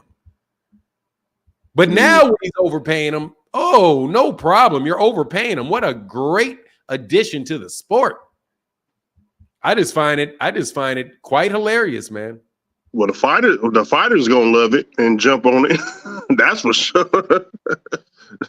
they gonna jump on it. No, they most definitely gonna take the money. It's just that what type of fighters are you giving all these fighters the money, but what they gonna bring you in return? Now Canelo gonna bring him something back in return. I mean, you got all these other fighters out here, you giving them way more money than what they worth, then hey, I mean, you losing out. But maybe his bank account is that full to where it's not really hurting him. He just want to see some good fights. I understand that too. I want to see it too as a fan. I want to see some good fights as well. You know what I'm saying? But I think Al Heyman was playing more of a chess game with that. Instead, he's like, yeah, we want to see some good fights, but I gotta see some revenue that's gonna benefit my pockets too. But he's not playing the chess game with that. He just saying, hey, I got the money. I want to see some good fights. Let's get it going. Okay, cool. Nope, not a problem with that. I'm like you for now. I don't have no problem with that. I've been wanting to see some good fights, but. We've been getting good fights, man. There've been a lot of good fights, man. Oh yeah. But some fighters, how they, I guess you can look back at the Spence and Bud situation and all that. That was a great fight, but one fighter couldn't sell like it was like one fight couldn't. Well, yeah, I mean, far as that, but I'm talking about with the. Before the fight happened, far as the matchup comparison, it was a huge fight anticipation wise. So and the thing is, one fighter couldn't sell, the other one could. So it don't matter how big this fight is. Al Heyman looking at it like, oh, one side is lacking more. So I'm not gonna touch that. You know what I'm saying? So, but I mean, it was made. But see, this guy here saying it don't matter who's selling, who's not selling. Here's my money. Watch Get in the this shit. ring. Get in the ring with each other. So, Shit. Hey, this dude said, Jay says Saudi money flows like oil money, never ending, dog. Let me tell you something. All money, unless you're talking about U.S. military spending, everything ends. That's the military spending, because that's what it is. It's military spending is what you're talking about. yeah. But anyway, go ahead, bro. No, that's all I wanted to say, man. I just wanted to hop on in and say that, man. Yeah. Canelo just upped the price on it. He said, "Send me 150, bro. Send me 150 if you want me to go ahead and fight and this and that." But then I wonder what you gonna get, what you giving Bud? Then if you gonna give him 150, what you gonna He's gonna be having dudes asking him for $400 million a fight. Oh, you losing money? I need $400 million a fight. That shit is gonna go through the fucking roof on him, and he's gonna eventually temper those fucking prices. This dude said no for that's false. Hey, Carlos Jose Dooner, if you don't click the link, I'm gonna throw your ass off. Yes, it's Saudi military money. That's where Turkey Al-Sheikh is the head of a sports commission in Saudi Arabia, and that sports commission falls underneath the Saudi Arabian military. Turkey Al-Sheikh works for the Saudi Arabian military. That is a fact. That is 100% a fact. That is the Saudi Arabian military money coming from Prince. I don't know what the name of the Saudi royal prince is that he is an advisor to, but he is a Saudi Arabian prince, has all of that money. I do know that, you fucking buffoon. It's what Turkey Al-Sheikh said. It's in the government documents for Saudi Arabia. It's in it. Dude, you're out of here, Key Structure. They brainwashed Fanon. Dog, let me see. Let me show you something, bro. I'm gonna do something really quick. Turkey Al-Sheikh. I don't usually like to do this for morons, but I'm gonna do this for this moron. Turkey Al-Sheikh, Saudi military. Turkey bin Abdul Mohsin Al-Sheikh is a Saudi Arabian advisor to the royal court under the rank of minister. Under the rank of minister.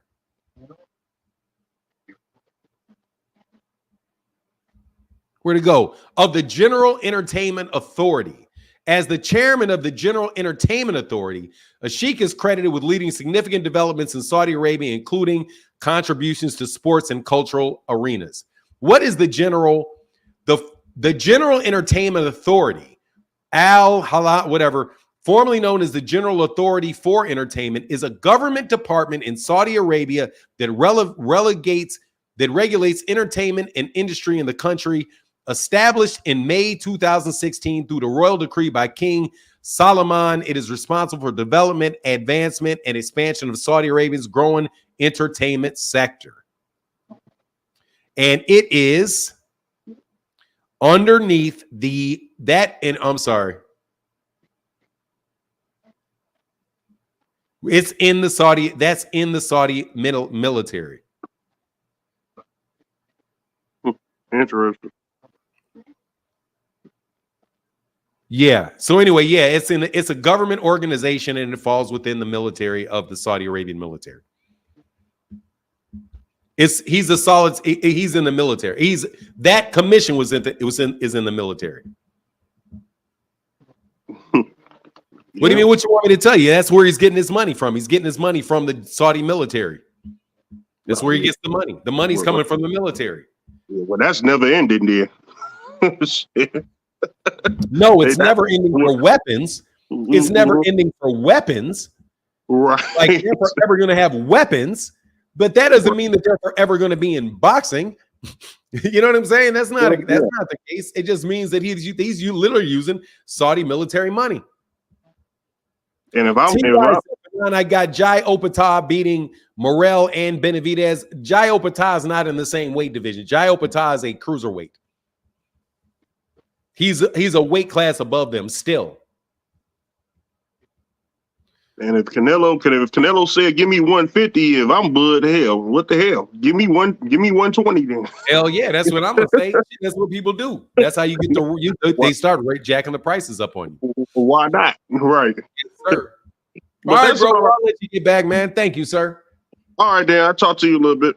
All right, man, Jeff. Get back, Yep. brother. Phenomenal show. Phenomenal Noob holding the chat down said oil demand is rapidly decreasing among biofuels, electric fuels. Saudis have been saying they're trying to diversify because of this. Why do people think they have unlimited supply of money? Nobody has an unlimited supply of money. Nobody has an unlimited supply of money. But that's because they just want to feel like they need a savior, man. Captain Save a failure. He ain't got nothing to do with the military. He has nothing to do with the military. He has nothing to do with the military. You sure he has nothing to do with that?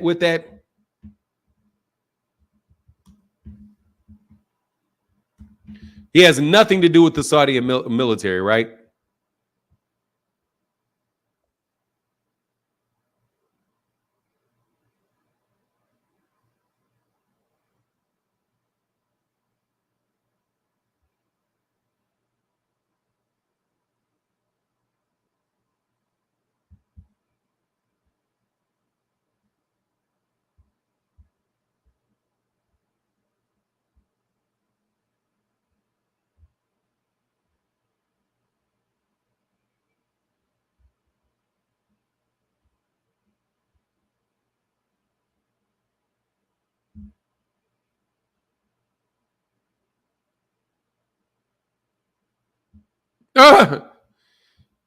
This dude is extremely political, bro.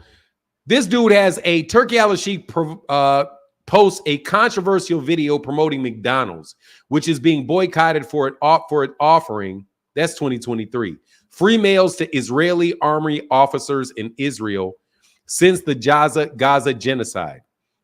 Turkey Al-Sheikh, a Saudi advisor and key figure in the royal court of Saudi Arabia, has posted a video promoting a buy one get one offer from Riyadh season and McDonald's, who names a strategic partner of Riyadh season.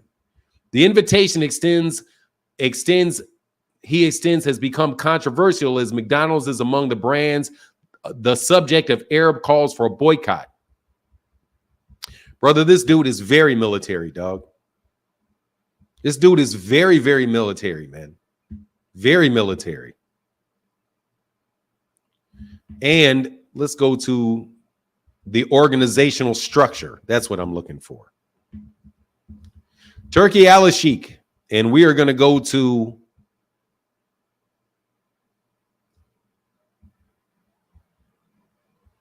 Military Wiki.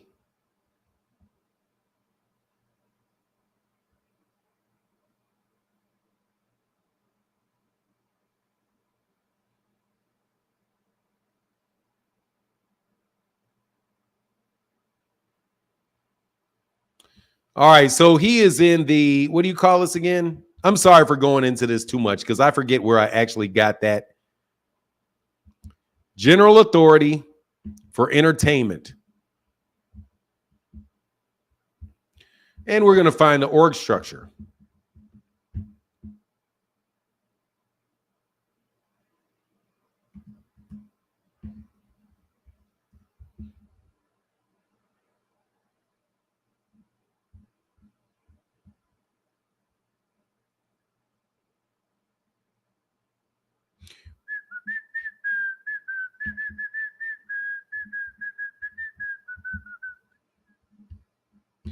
Give me a second, sorry.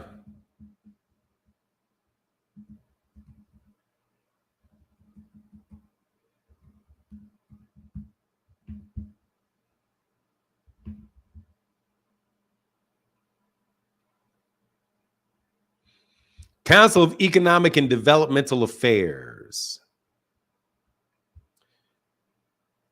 So the GEA is responsible for regulating the entertainment. It possesses legal personality and enjoys financial administrative independence. Organization is linked to the Council of Economic Development. The authority has the board of directors responsible for overseeing its operation and the chairman. So all of this shit is military. The Council of Economic Development.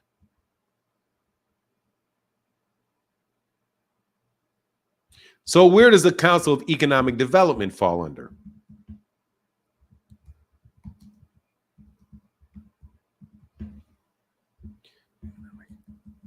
Development, Saudi Arabia.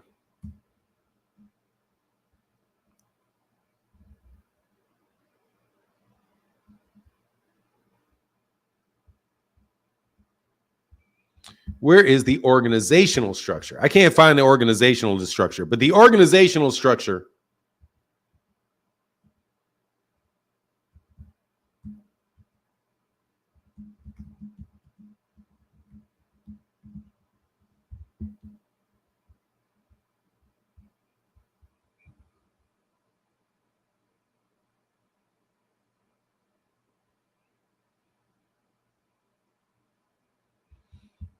images. Maybe it showed to me on an image.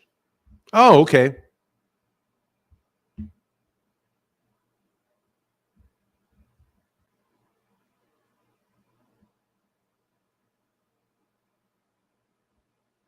It's under the Secretary General.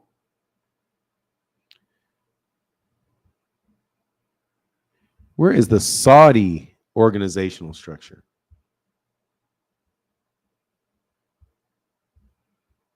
Here, give me 1 second. I'm sorry, man. I gotta get this right. David, how can I help you, bro? Yo, what's going on, Fanon? I was gonna talk about the Canelo and Berlanga thing, bro. You know, cause that for me, bro, it was stressing to watch that, bro. You know what I mean? And Berlanga, bro, Canelo was laughing in your face, bro. You feel me? Like he was laughing in your face, bro. How you gonna say you had a dream about? Nah, bro. Lie, bro. Say you had a dream about him. You was fucking Canelo up, bro. Say, Canelo hasn't knocked out nobody in years, bro. He remind me of Devin Haney, bro. It's about to be 3 years, bro, since Canelo haven't had a knockout, bro. Use that. Say Canelo couldn't finish Harlow or some shit. I feel like people show Canelo too much respect. You know what I mean? That's why I respect David Benavidez, but sometimes I don't, cause I don't know, but yeah, man, that's all I gotta say though, bro. God bless you, man. Yes, sir. All right, brother, get back, man. All right, yes, sir. Yes, sir. Yes, sir. Yes, sir. Yeah, I'll get it next time, but it's in the military. I'll pull up the specific organizational chart. Turkey was inherited that money he's worth. No, you're lying. He's not worth 2.9 billion, sir. He's worth 1.5 million. Turkey Al-Sheikh, boxing Bam fan. You're lying. Can you please not lie? You know what I mean? Can you kindly not tell lies, please? He's worth 2.9 billion. Man, you guys just be making shit up, bro. Anyway.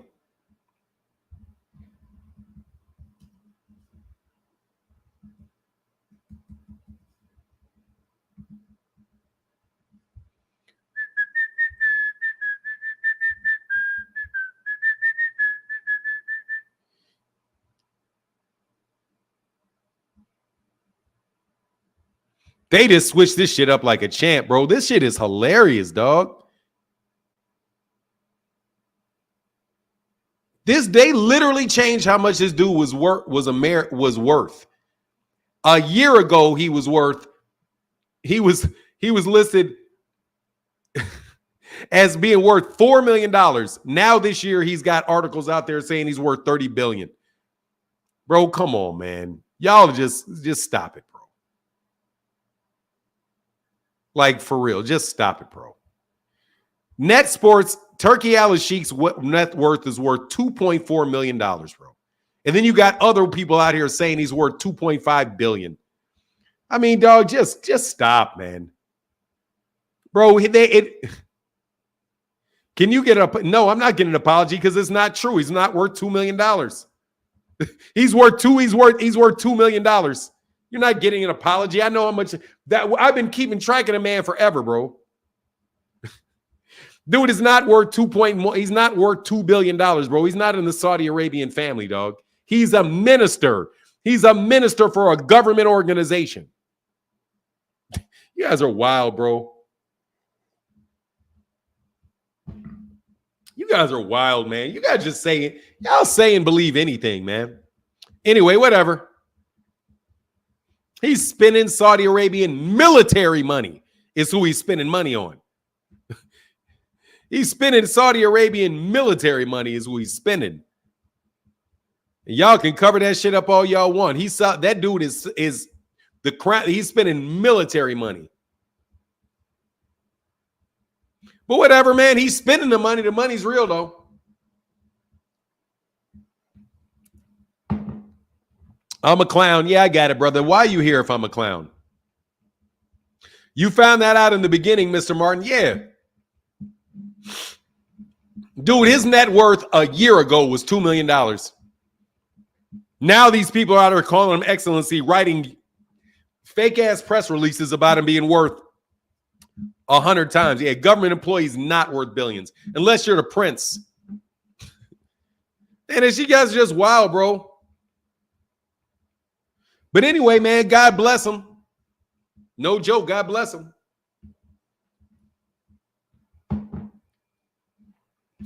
God bless him. Al Heyman is going broke, though. Meanwhile, Al Heyman has been making fights for 10 years, and they're going broke every other day. Hey, don't you find it interesting, man, that a government employee that was worth $2 million the year before last is now all of a sudden worth $3 billion? And the guy that has been making fights, consistently making big fights since 2007, since 2015, has been going broke every day. The same people that are telling you that this man's net worth jumped by $2 billion over the course of losing money on a bunch of fights. The man lost a bunch of money on a bunch of fights, but his net worth is gone up by billions. Meanwhile, the guy that has put up successful fight after successful fight after successful fight has been going broke the entire time. I think you guys are liars, is what I think. Dude, do they have a stock market?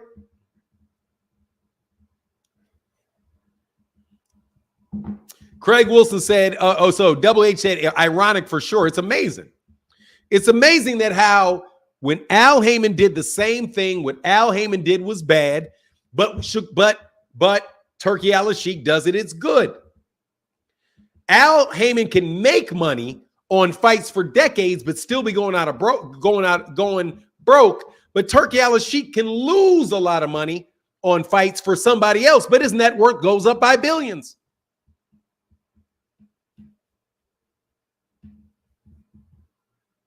I just want to say that is pretty amazing. That's pretty amazing. It's almost like what Super Fight Fan 718 says, that it's all propaganda. It's amazing. The mistreatment of black businesses has always been propaganda.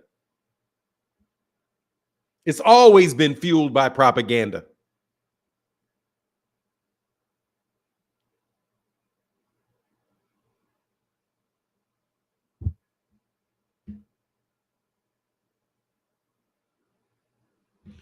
Al Heyman has bank money. Al Heyman has made Al Heyman offered a $50 million paycheck, flat, straight up guarantee of $50 million to Anthony Joshua. And they turned him down. They said the money wasn't real. Of course it's a scam, Frank Franklin. He does not. Who's got his own money? Al Heyman is not. They're not paying with their own money. They're going to banks. They're going to a bank.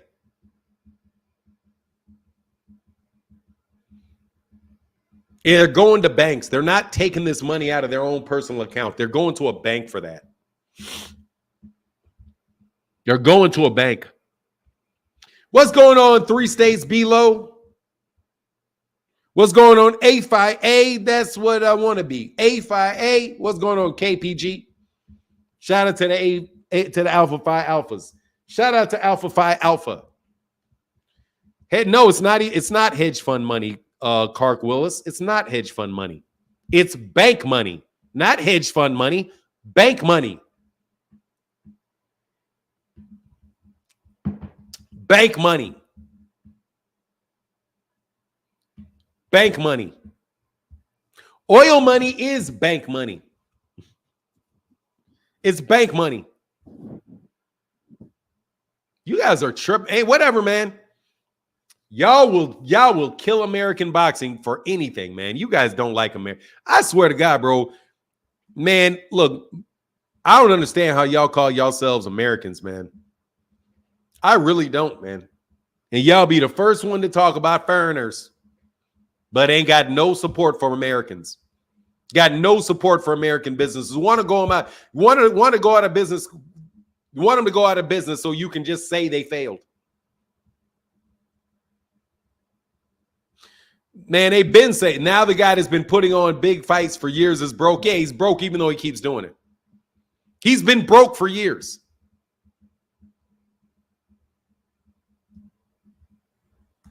Nah, America just don't want these black people doing well. That's my take on it. Big Dog Willie said, make up lies is fun. Did you know Bill Haney is a secret fifth member of Jodeci? Did you? Ooh, yeah. Do you know Bill Haney hit 232 home runs last season for the Oakland A's? Wow, that's a lot, bro.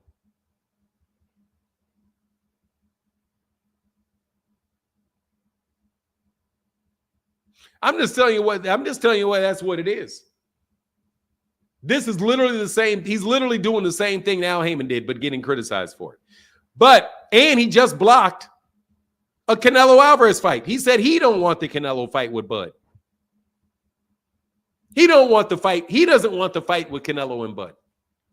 Not Canelo saying no. Canelo asked for money. He said no. 2 Cent Martin, do you believe that Kinahan is connected to the Saudis?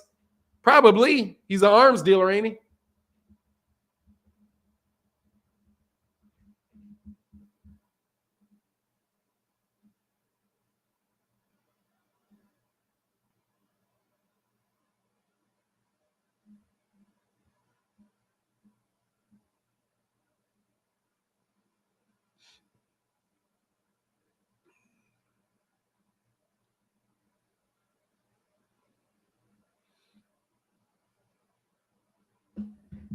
Yes, sir. My bad. Hey, thank you to everybody that supports the chat by supporting the chat in Cash App, Super Chat, or clicking the link and coming to holler at your boy. I ain't gonna lie. I didn't know Turkey was using military money. As a veteran, military does not hand out money for no reason. No, it does not. They probably do. I'm telling you though, man, they probably got that shit up off of there. But I definitely remember. No, that shit was coming out of the military, homie. Ooh.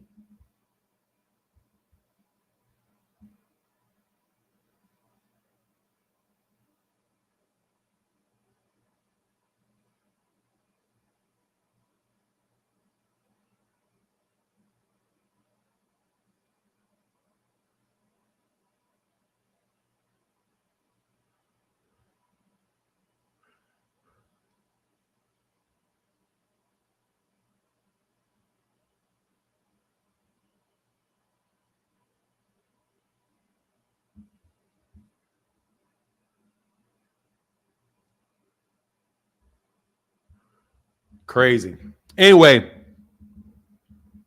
yeah, he ain't trying to do it. Big Dog Willie said the Haney cult hates me. I'm banned from almost all the alphabet channels. What's the alphabet channels? LDBC. They banned you for saying that. Hey, for hating on Haney. You shouldn't be hating on Haney. That's what you get for hating on Haney, Big Dog Willie. You know that ain't right to not praise. Haney is training again, though. Big Dog Willie. Haney's out there sparring again.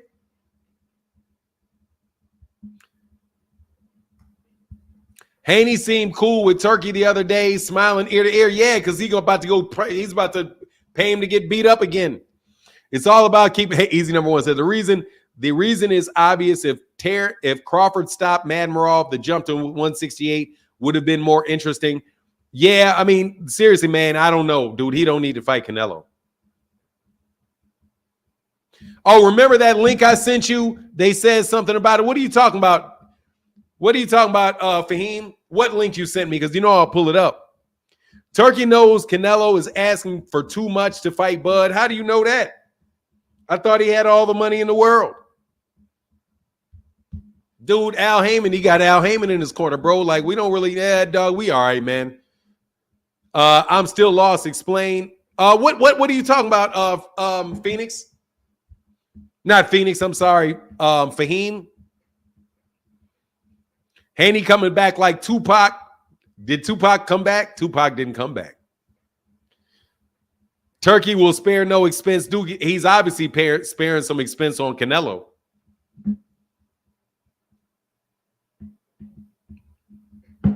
Hell yeah. What pro Shakur channels? I haven't seen a lot of pro Shakur channels. Shout out. I'm a pro Shakur channel, and I fucks with you. Oh, Martin, these stupid people think Puffy's a billionaire. Yeah, you're right. There you go. I'm sorry. Yeah, I forgot. Y'all believe everything. Y'all believe everything that comes shining through. Shout out to the 75 people over there on MH Blackwell. Shout out to you. Shout out to the 634 on Fanon and the 93 people out there on Twitter. We're global, baby. We're multi-platform. We're multi-platformal. We're multi-platformal. Which one, man? Send it to me again, man. You send it to me on what? Twitter? You usually come to me on Twitter. All right, hold on, man. I'll look for it for you. Fahim, you usually talk to me on Twitter.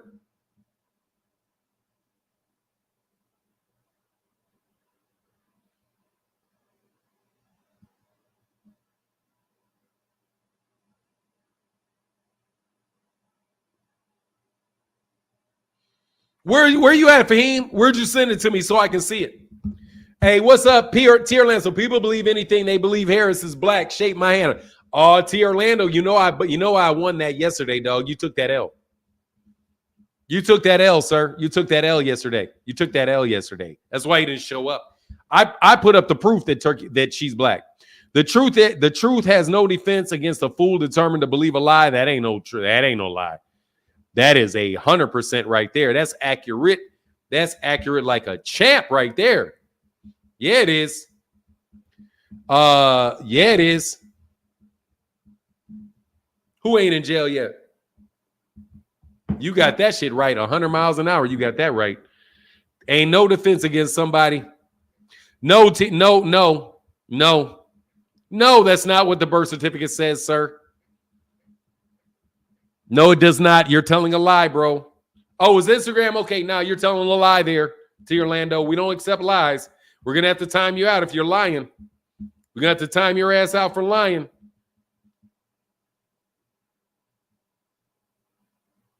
Dead.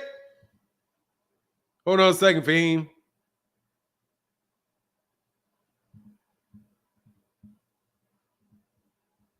Woo, Cal Coolin making the day.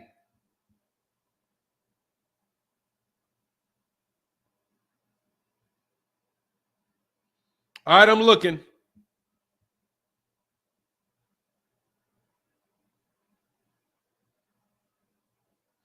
Bin Salman moves to restrict Ramadan in Saudi Arabia.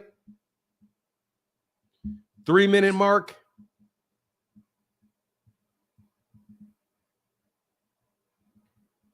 To publicly justify bin Salman's policies in religious terms, including describing Donald Trump at one point as an ambassador of peace. Not only that, Imam Al-Sheikh in Saudi Arabia recently posted a video on his Twitter account calling on bin Salman and his right-hand man, Turki Al-Sheikh, to fear Allah regarding their attack on the Islamic identity of Saudi via the General Entertainment Authority's aggressive introduction of giant raves, and to fear Allah in their education of the new Saudi generation. Very soon after he posted this video, he posted another video, but this time apologizing for any misunderstanding, then tweeted...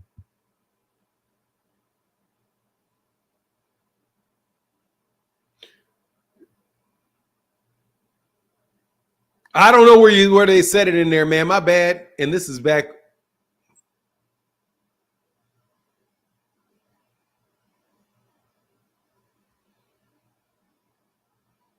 Okay, I'll get to the bottom of that.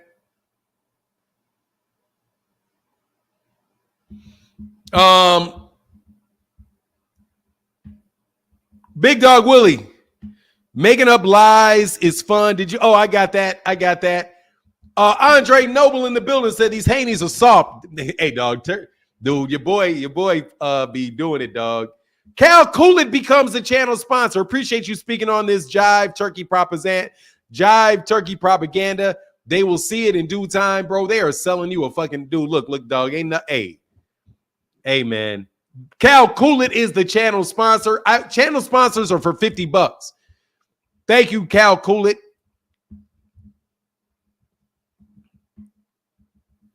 Man, Cal Coolidge with the big channel sponsorship today. Thank you, brother. That's huge. Thank you, man.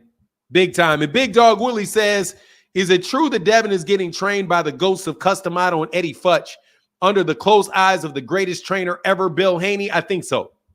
I think that's accurate. I believe that is an accurate description of what's popping off. What's KPLG believing? No, that shit's the military, bro. That's the military. But it doesn't even make a difference. It's all the same organization because it's a monarchy, bro. They literally got him associated with somebody they believe is an assassin that killed a British journalist, man. This out there. Not Bill Haney. Hell yeah, Bill Haney, dude. Seriously, man. Oh, you know what was funny? I'm gonna tell you what was hilarious, bro. Did you shout out to Mill City, man? Did you guys hear?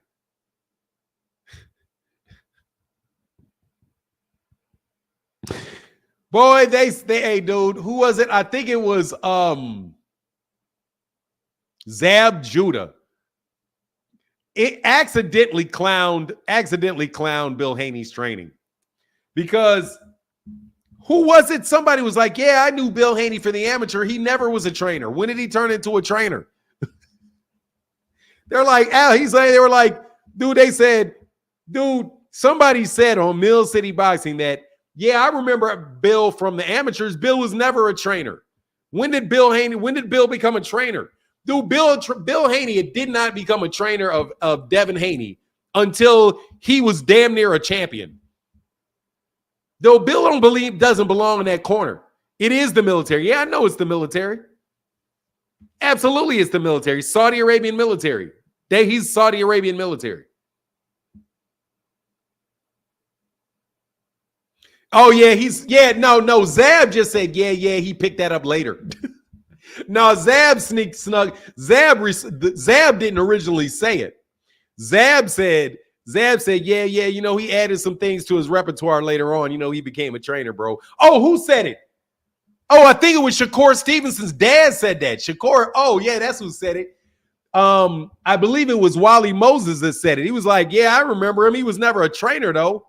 When the fuck he become a trainer? Dog, Bill Haney ain't no trainer, bro. Turkey got too much power. You messing with the wrong dude. Ish talk about Turkey. He will mess around and get your channel taken away. Turkey Al-Sheikh does not own Google. They will not give a fuck. Carlos Jose Jr. YouTube will not give a damn about Turkey Al-Sheikh. What's Turkey Al-Sheikh going to do? He's going to pay Google money to get my channel taken down for telling the truth? You guys are you're a bum. Matter of fact, you're out of here, bro. Fuck out of here, man. You're not even a real person to be talking to.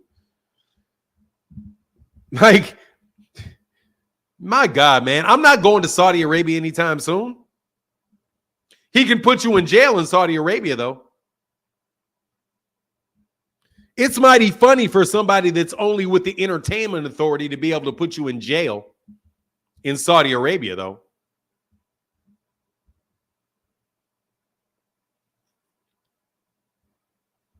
Mighty funny, huh?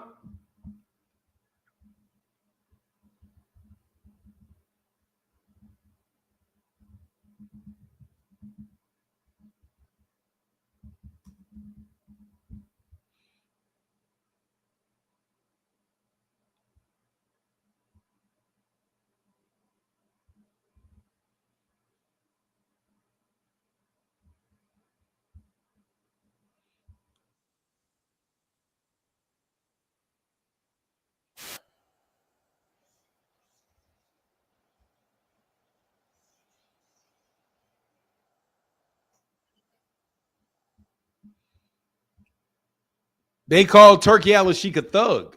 Why do they call Turkey Al-Sheikh a thug?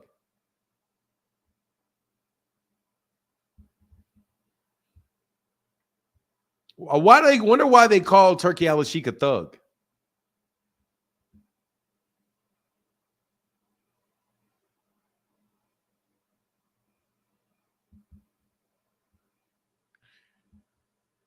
Given the event of Turkey Al-Sheikh AMS this Saturday, I was excited to research his life before boxing and found out what got him interested in the sweet science. I stumbled upon this article from The Guardian, though.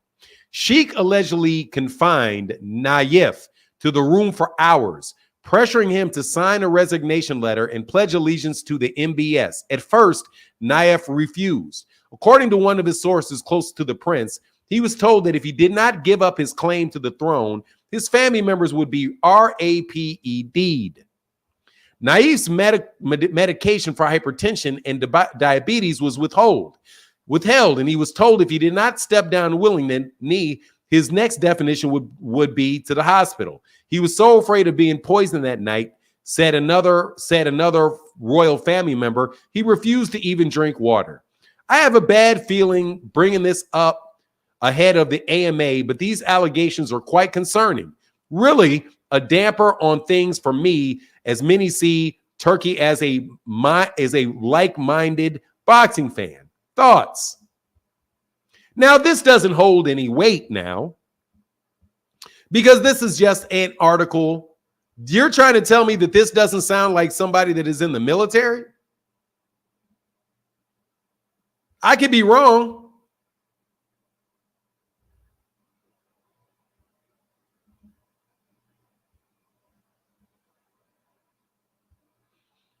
But look, this is 4 months ago. Article link.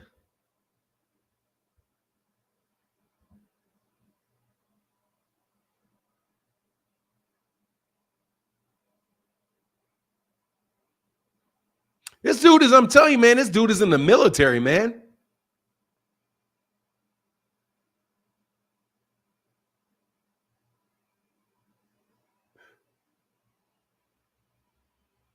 Naif was permitted to speak to two princes in the Allegiance Council, the royal body that ratifies the line of succession. He was shocked to hear that they had already submitted to MBS. Daybreak, it was all over. Anxious and exhausted, Naif surrendered. He made to step into the adjourning room where MBS was waiting with television cameras and a guard carrying a gun. Footage released by Saudi broadcasters showed a glimpse of Sheikh hurriedly slipping a gold-trimmed robe on the back of the detained prince. As the cameras rolled, MBS crept closer, and his cousin and theoretically stooped down to kiss the hand and knee.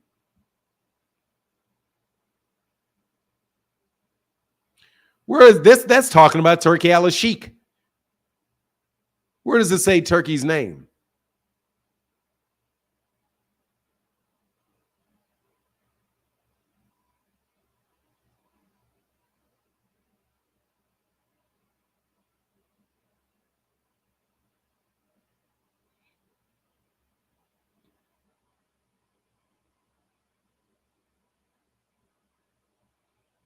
I'm looking for his name.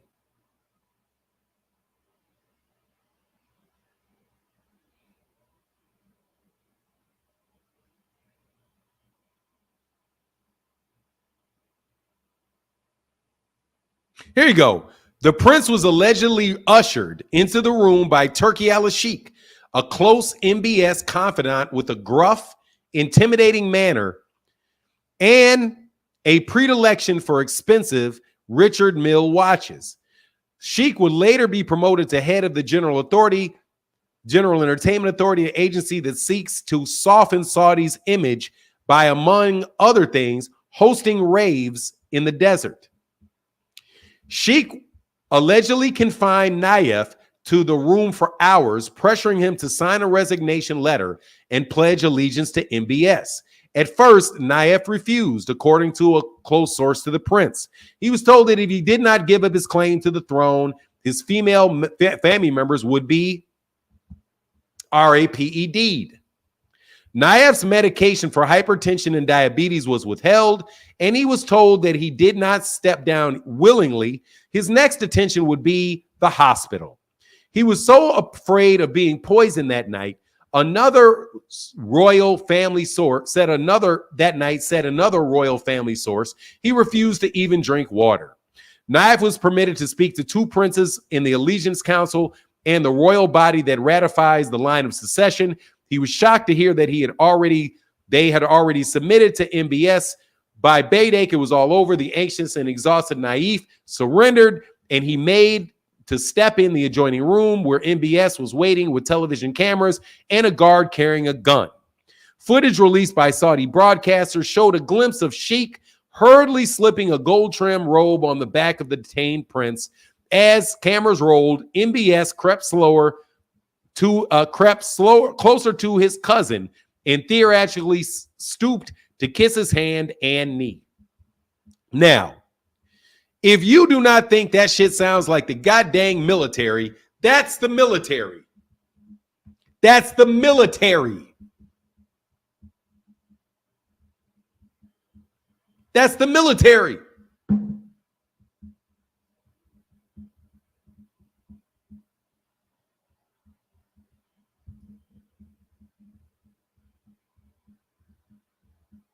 Rollerboy said he's simply telling y'all what his background is. I thought this was common knowledge. No, it's not. Dude, that's military money. You better be careful with that dude in Saudi Arabia.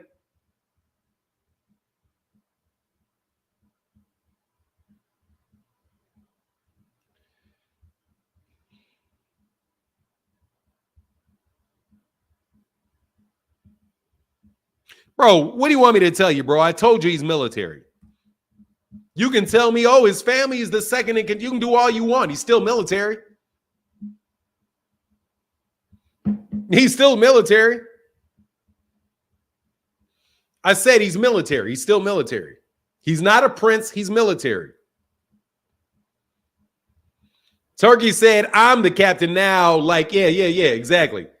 What's going on, ramifications, bro? I'm just telling you what's up, man. You guys are calling him a Saudi prince. He's not a Saudi prince. Yeah, real life Game of Thrones. Yeah, they're not playing. It's a monarchy, man. He ain't doing all this for no reason if he's that guy. Exactly. But they decided they're going to get into boxing. But yeah, he could absolutely have something to do with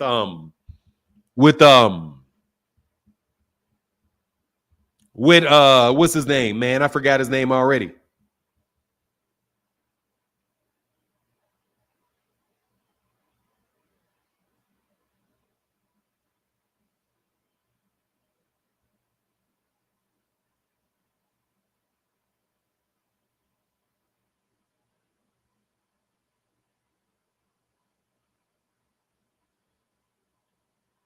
Martin McCauley, that's crazy. Fanon, he's the Colin Powell of Saudi. Hey, I'm just telling you what it is, bro.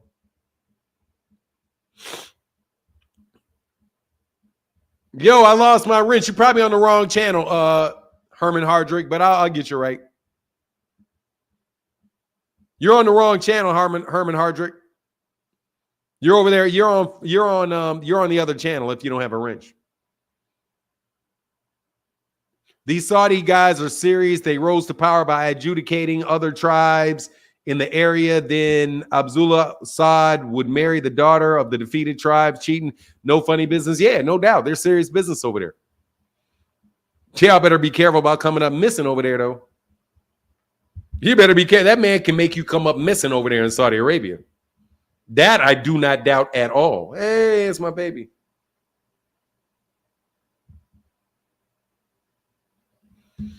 Kamala is not black because black isn't just skin color, it's culture as well. Kamala Harris is black. I'm sorry, I already debunked that shit on the other channel. Kamala Harris has been black her entire life, bro. You guys can fuck off with that corny shit. If you're not gonna vote for Kamala Harris, just don't vote for her because you don't like her. There's no need to make up all that extra shit, please.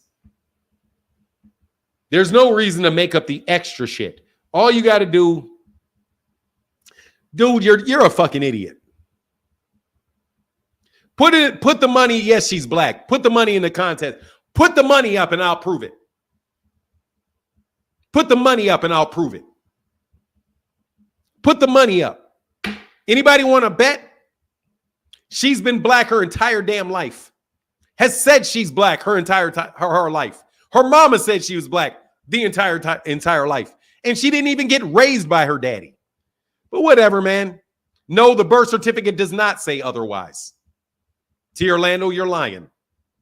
T. Orlando, will you not lie, counselor? You're better than this, bro. No, that birth certificate does not say. Yeah, the birth certificate doesn't lie, but it doesn't say that.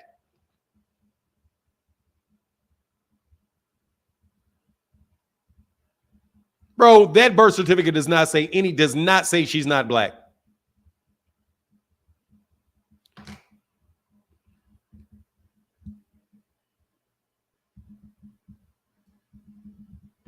I've seen her birth certificate too. You're distracting me, but I need some money for this, bro, because I ain't lying, bro. I'm about to jump out of this real quick, and we're going to get rid of this stupid shit real fast. Oh, I'm sorry. I think I might actually have that shit already up. Oh, give me a second.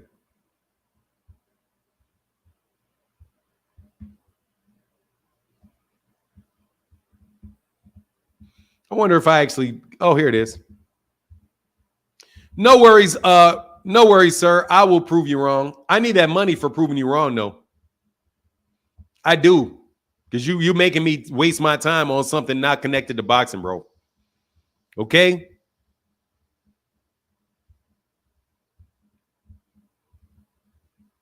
Dog, nobody chooses black when it fits their benefit. It never fits you to claim you're black. Fuck you talking about, bro. You guys just making shit up. Bug the fuck out of me with this stuff. Here, man. Here's her birth certificate. As you see, it says the mother, Shamala, mother of child. It's the fourth one down. Kamala Iyer Harris, female, single. What is this? Single birth, October 20th, 1964 at 9:28 p.m. Kaiser Foundational Hospital, Oakland, Alameda County. Her mother's name is Gopalan Shamala. Race of the mother is Caucasian. In 1964, sir, every Indian person in the United States, race was Caucasian in the United States. Because Caucasian fits other people other than black people. But what you see under the father is, you see Donald Gasper Harris, color or race, Jamaican.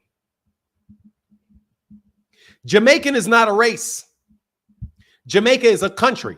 So it does not say whether he's black or not. Right there. It just says he's Jamaican.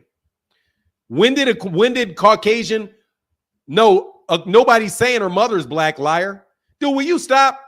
T. Orlando, bro, you need to put the money up, bro. I'm throwing you out. T. Orlando, I need to, hey, seriously, dude, I'm going to throw you out. Stop manipulating people, bro.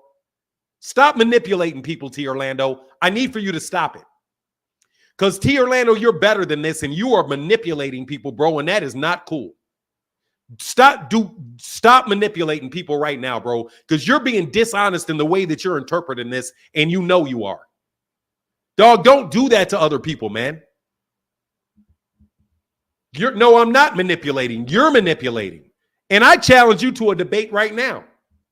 I challenge you to $100. I challenge you to $100 debate right now. I challenge you to a $100 debate right now.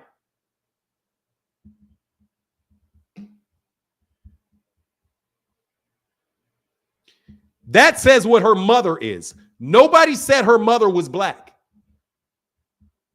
I want you. Oh, I'll pay. I will pay. Jamaican is not black. It's not white either. Jamaican is not white either. So the fact that he said Jamaican doesn't mean that he said didn't. That's not saying you're not black. That's just saying you're Jamaican. That's just saying he's Jamaican. What do you mean he did? He identified as Jamaican.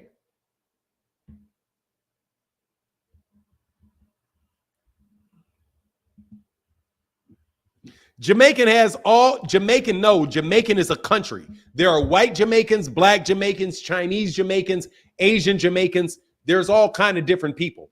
The fact that he said that he denied, he refused to call himself any race. He did not list a race. You don't know what his race is by that. He didn't list any race. But let's go through it. Jamaican doesn't mean he's not black either, Dre. Jamaican doesn't mean that you're not Jamaican. Saying that you're Jamaican, yes, I do know. Yes, I do know what she identified at. Yes, I do know. Have you ever been in Balsa? Tierlando? Tierlando, what's Balsa? That's all it's saying. He's from Jamaican. It doesn't say anything about being white. He didn't say anything about his race.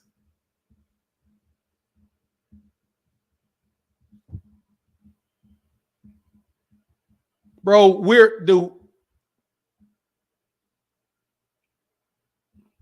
No, do you know what Balsa is? I'm not going to stop. Do you know what Balsa is? Tierlando? What's Balsa, Tierlando? What's Balsa? What's Balsa? Tierlando? Were you a member of Balsa? How many non-black members of Balsa do you know? Tierlando? How many non-black members of Balsa do you know? The answer is you don't know a damn one. None. You don't know any white Balsa members, do you? You know any Indian Balsa members? Being a member of Balsa, do you know any black members of Balsa? Any. Being black makes you black. Do you know any members? You a goddamn lie. You are what? There were white members of Balsa at University of Georgia. You just gonna lie, huh?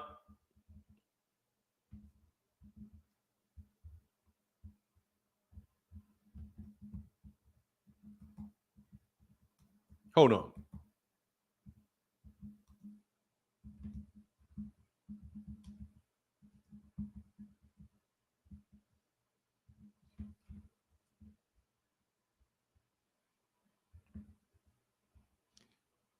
You saw what at University of Balsa? You saw what? You saw what? Did you say you saw it in Georgia? Balsa? At the University of Georgia? You saw what? You said what you have at University of Balsa? At University of Georgia with Balsa? You got what? Did you say? Really? Balsa. This Balsa. Well, let's look at the University of Georgia's Balsa. Where's the white people? Where are the white people in here? Where the white people at? Where the white people at? Where the white people at? The Balsa people. Where the white people at? National Black Student Association. Where do you see any white people here? Where do you see them? Where's the white person at Balsa?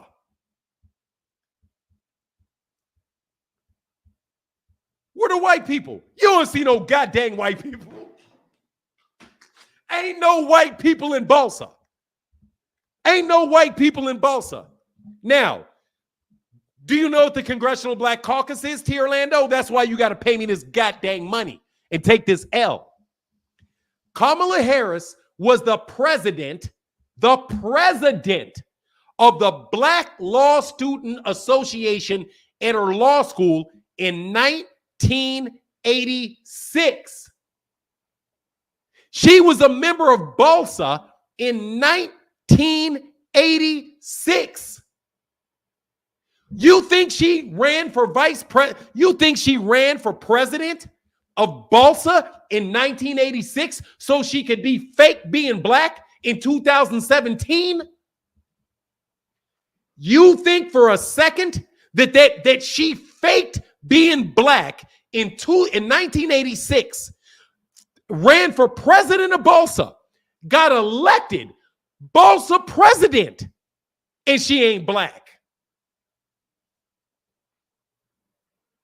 There's plenty of non-black NC. First of all, she was not an NCAA official. She was the NAACP. Brother, that shit proves she's black. You better. Oh, what about her being in the black? Hey, can anybody give me the name of any member, non-black member of the Congressional Black Caucus? I need for you to name one member, one non-black member of the Congressional Black Caucus. Give me the name of one. Give me the name one. Give me the name of one black member of the Congressional Black Caucus. Give me the name. I need to know. Give me the name of there are not any. But guess who's a member? Guess who the member of the Congressional Black Caucus is? Kamala Harris is a member of the she was a member of the Congressional Black Caucus. How do you become the member of the Congressional Black Caucus, which has no non-black members, if you're not black? How are you a member of the Black Student Law Association and the president of the Black Student Law Association in 1986 if you didn't claim that you were black until 2016? How? There is no non-black member of the Congressional Black Caucus. There is none. So let's get this right. Let's get this right. She said she was black her entire life. She was raised in a black neighborhood. Her mother told her she was black. She joined the AKA. She went to a black college, joined the AKAs, which is a black organization. She then became the president of the Black Student Law Association, and then she became a member of the Congressional Black Caucus. But you claim she never said she was black before she ran for Senate. Dog, you guys are fucking lies. Yeah, it may not be, but it may not be for black empowerment, but it's damn sure for black people. You guys, why don't you just not vote for her because you don't like her? Okay, she doesn't like black men. She put a bunch of black men in jail as a prosecutor. She has a bunch of policies that I do not support, and I'm not gonna vote for her. What I don't have to do is lie on her.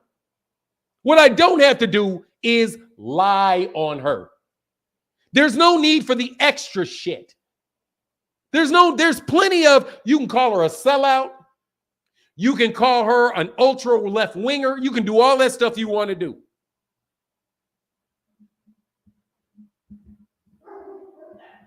But you shouldn't lie on her, bro. But there's no need to lie on her, bro.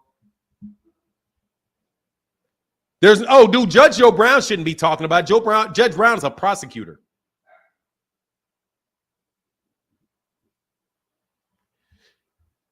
LW. I'm not capping for shit. I did my research, bro. You're just full of shit. Dude, her birth certificate does not have the race on it, sir. Tierlando, I'm about to blow you up. I'm about to blow you up, sir. Because I'm going to end it right here with y'all lying asses.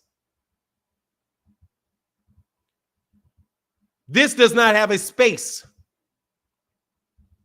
This does not have a space for race. Alameda County, Oakland, certificate of birth. This child, Kamala Air Harris, there's no place for race here. It doesn't say, it doesn't give a race. It says this child, place of birth, mother of child, usual residence, mother of child, informant's certificate, attendance certificate, and register. The place where it would be was Kamala Ayer Harris, sex, female. She was a single birth. Amended, one of two, birth date and hours. It doesn't even have a place for black on the certificate. Mr. Blue, how are you black and you can't prove you're black? You prove me that you're black. Oh my God, what else do you need to prove you're black? What else do you need? What else do you need? Black is not on her birth certificate because there's no spot for it. Yeah, whatever, Q. You're not on this channel. Fuck out of my face.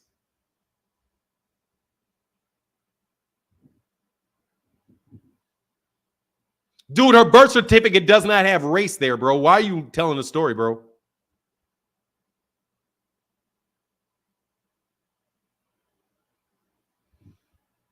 What company is paying Canelo's guarantees, the PBC or the Zone? PBC? The PBC is. Because Canelo's fight is not going to be on the Zone. Canelo Alvarez's fight is not on the Zone. No, sir. Her father doesn't have a race on there. And you are not what your mother is. Get the fuck out of my face. You guys are fucking ridiculous, bro. You don't have a voice, bro. That shit, dude, get out of here, bro. You guys just fucking whack as shit. Go away. I mind my business for a living is what the fuck I do. You don't talk to me for a living. Fuck out of here.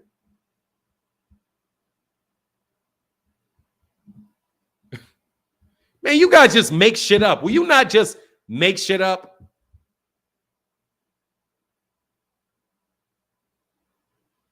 Two for nine, standing on facts. Tierland, I'm surprised that your assessment points lost your credibility. Dude, Tierlando needs to stop, bro.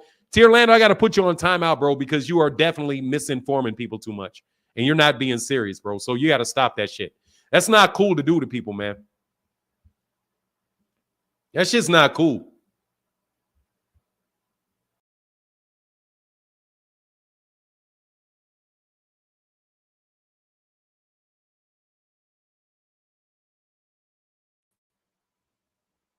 No, that's not cool, bro. What you're doing is not cool, Tierlando. It's not cool. That shit is fucked up. It's not cool. You do not get to kick somebody out of their fucking race because you don't like their politics. Fuck y'all. You don't get to do that. You don't get to do that shit. I think that shit is I think that shit is deplorable. I think it's deplorable.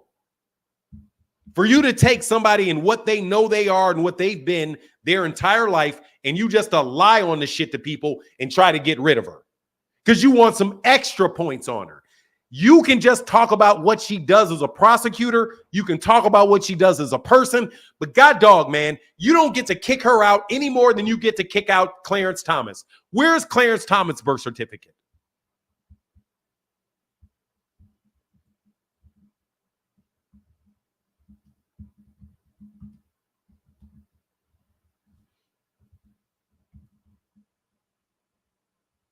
I really don't like that, bro. I'm just going to tell you, I really don't like that, bro. I'm just being very honest with you, bro. I really don't like that. Never been a fan of that, bro. I got a lot of very light-skinned cousins A lot of cats, a lot of people in my family that are very, very, makes Kamala Harris look like Aunt Jemima. And people do that to them all the time. They want to, whenever they say some shit you don't like, you run to you ain't really black. Whenever somebody that really cares, one of these people that care about the community, do what they do, y'all always run to that shit. They ain't black.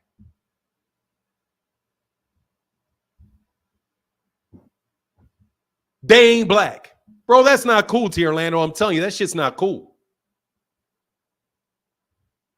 That's fucked. And honestly, I think it's real fucked up. I think it's real fucked up that y'all do that to people.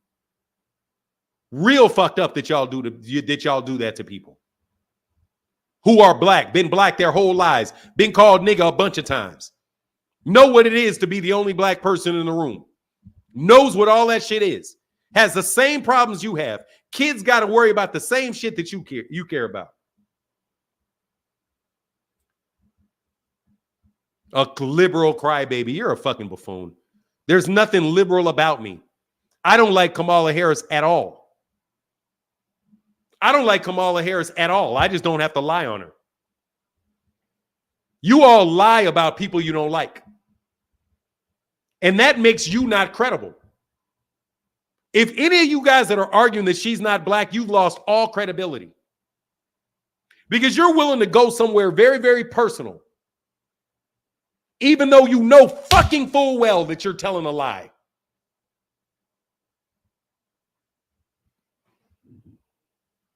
Oh, fuck off, bro.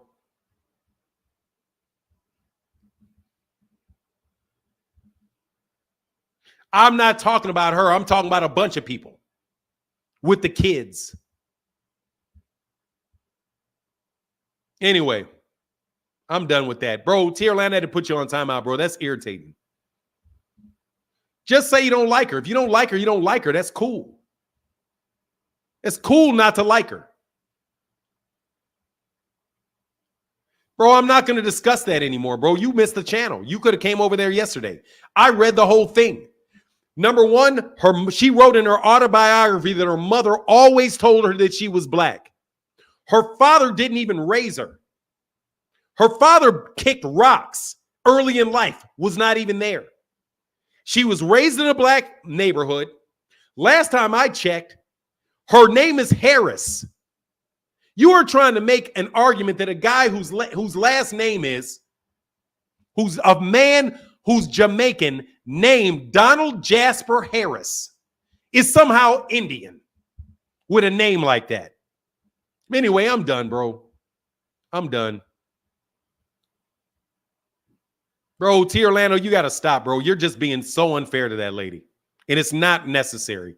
You can dislike her just like you dislike Tim Scott. I don't like Tim Scott, but Tim Scott's just too black for y'all to tell that lie about. You can't say Tim Scott is not black. You can't say Kamala Harris is not black. You can't say that Colin Powell is not black. You can't say that these other people that are saying all kind of shit about black people are not black. You throw it at her. When you got just as much proof that she's black as you got for Clarence Thomas.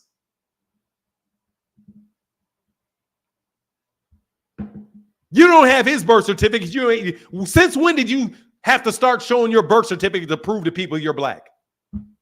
I have never had anybody ask for my birth certificate. Never.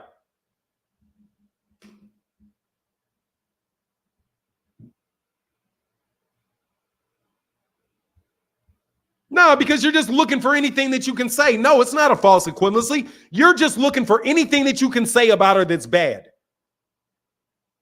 When, bro, she grew up in a black neighborhood, has a black person's name, went to a black college, pledged a black sorority, goes to law school at a white school, but still joins the Black Law Student Association and is elected president in a black group by black people. She then is elected to the Senate, and she then joins the Congressional Black Caucus, and you still lie and say she identifies as non-black. No, she does not. She is identified as black the entire fucking time. If you don't give her a vote, that's cool. But stop lying on people, frequent flyer. Stop fucking lying. If we're going to have a legitimate, real conversation about how black people can move forward, you niggas need to stop lying so damn much.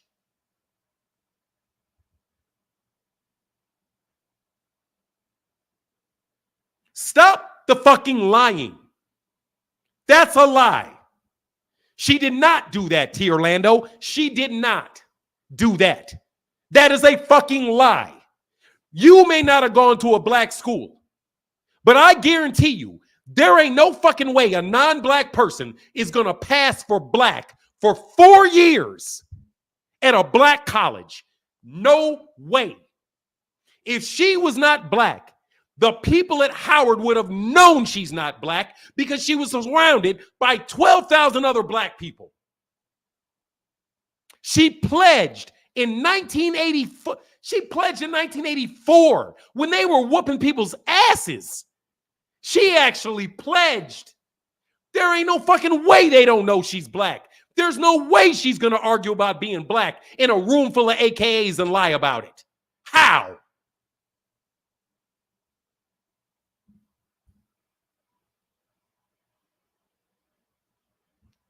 You don't even, who the fuck are you to talk about I lost? There ain't no fucking question, bro. I don't give a fuck if she's the most top 100 influential Asian women. Her mother's Indian.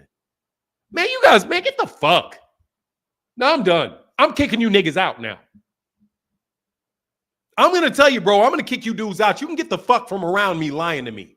I don't like dudes that will sit there in my face and lie. I don't like this shit. Okay? You don't have to like her. You can say you don't like her. That's fine. Stop lying on her, though.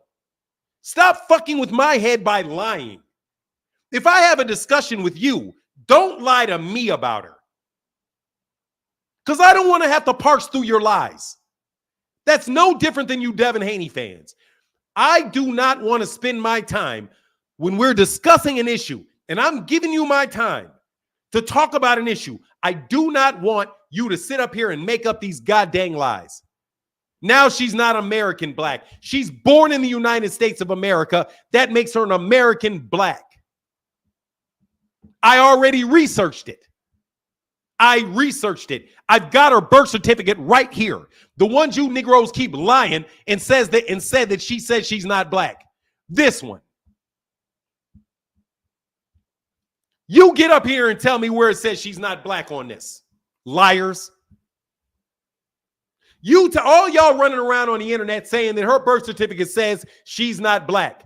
You tell me on there where it says she's not black. Where does it have Caucasian or any race listed on this right here? You used this birth certificate as a way to prove that she's not black. Even though it doesn't say anything about what her race is, it doesn't matter if her mother is Jamaican and her, you're fuck out of here, T. Orlando. For today, I got to let you go, bro. You're abusing it. T. Orlando, dude, you shouldn't be so dishonest, man. There's no reason. I got to let you go for today, T. I got to let you go. Bro, you're a counselor. You know what you're doing full well. I don't have a lot of patience for this, bro. I cannot lie, bro. I can't do this. I'm not equipped for it. I don't like people lying to my face when they know full well what they're doing, bro.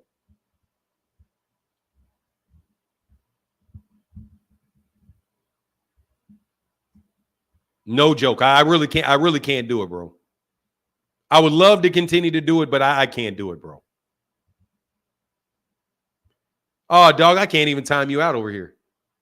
Oh, because I'm not signed in. Yeah, I got to time you out, bro. You're doing too much, T. Orlando. Dog, T. Orlando, dude, don't do that, man. It's a bad look on the. It's a bad look, bro. It's a bad look, bro. It's a real bad look, bro. For me personally, it's just a bad look. I'm not a fan of Kamala Harris at all. I don't have to lie on her, bro. I don't like Devin Haney. I don't like Bill Haney at all. I don't have to lie on him. I don't have to lie on him. I don't like Terence Crawford. I'm not a big fan of Terence Crawford. I love him as a fighter. I don't like him outside the ring. I don't have to lie on him. I don't have to lie on him. And you guys are doing a big disservice to black people by doing what you're doing. A huge disservice. A huge disservice.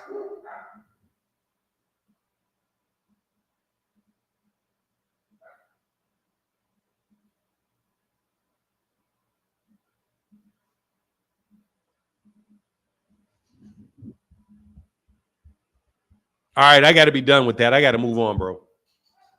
I'm not blaming shit. I'm blaming black people for that. That shit bugs me, man.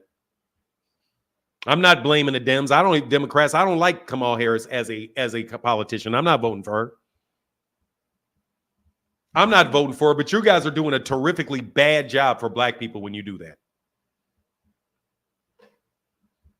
No joke. You try to kick people out of the race, bro. People have been black for their entire lives, bro. And because you look at them, you're like, well, no. Jeep Red Boy, thank you, brother. Matthew Thomas said every time a person of color runs for or says something they don't like, they're not black or they're a coon. Let's see your birth certificate. We got to do better. Or they're a coon. That's what you get in boxing all the time. If you say that, if you tell it, to build up Devin Haney, if you don't support Devin Haney, even though Devin Haney's team is lying, you're a coon. If I was a little bit lighter, I wouldn't be black either. My wife wouldn't be black. My son wouldn't be black. My mother wouldn't be black. My whole half of my family wouldn't have been black. Damn near nobody in my wife's family is black, according to y'all. Although Cat's been black for 70 years. Cat's been black 70 years, bro. 70 years. All of a sudden, y'all, Donald Trump says, I never heard of her being black before. And then all of a sudden, no, we don't know if Kamala's black. When did this happen? I'm not voting for hey, look, bro. Did I tell you who I was voting for? No, I didn't. No, I did not. No link to Orlando. I'm not doing it. No link. No, you can do a link after you read this.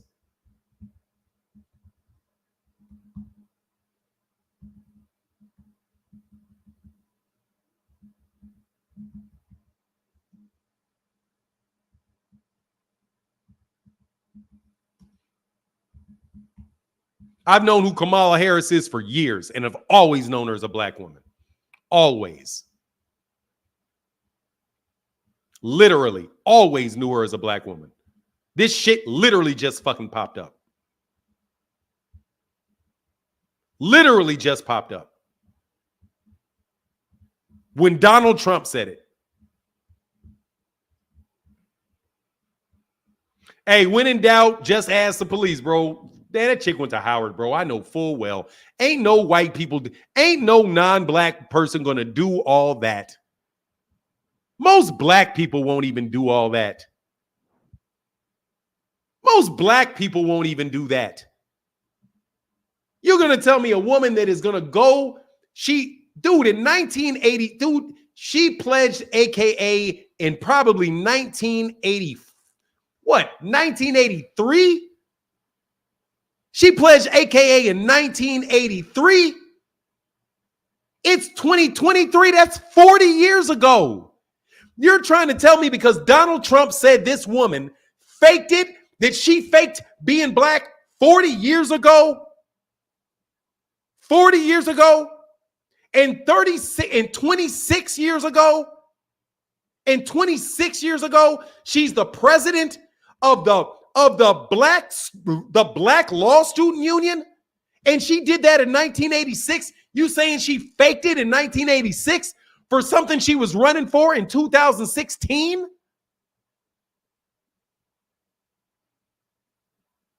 You believe this because Donald Trump said it?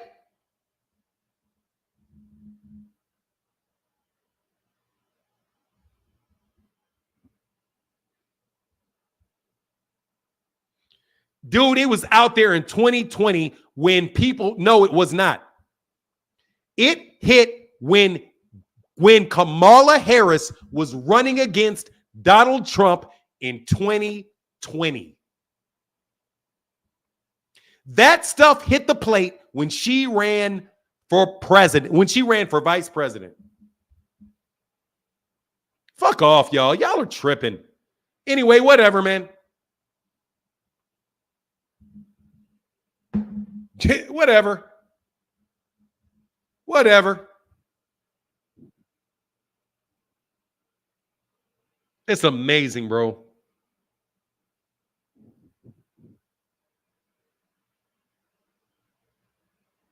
Devin Haney. T. Orlando said, Devin Haney. Yeah, let's get on Devin Haney. Savage Killer Queen, just put it in the super chat or click the link. Vamp, my bad. I'm sorry. I said I did this yesterday. I didn't want to do it on here. Robbie said the colorism and our own community is wild. It's exactly what it is. It's colorism. But they claim that it's only light-skinned people that do it. It's only light-skinned people that believe in colorism. It's not brown-skinned and dark-skinned black people that put colorism on very light-complected black people. If she said she wasn't black, that shit would be all over the fucking place. She ain't never said I'm not black. She said my mother's Indian. She's Indian. And she knew she was raising black girls. Same thing that everybody else in our most everybody else in our generation knew. Hey, Matthew Thomas said, hey, thank you, brother. Matthew Thomas, thank you, brother. Matthew Thomas, hey, thank you. And my guy said that, yo, yes, it is. I got everybody. Thank you. All right, here's the link, though. The link is right here. I'm not going to talk about that, though. No joke. I don't want to talk about that. I don't want to talk about that with anybody specifically, bro, because that to me is just, it's so ridiculous, bro. It's so ridiculous to me.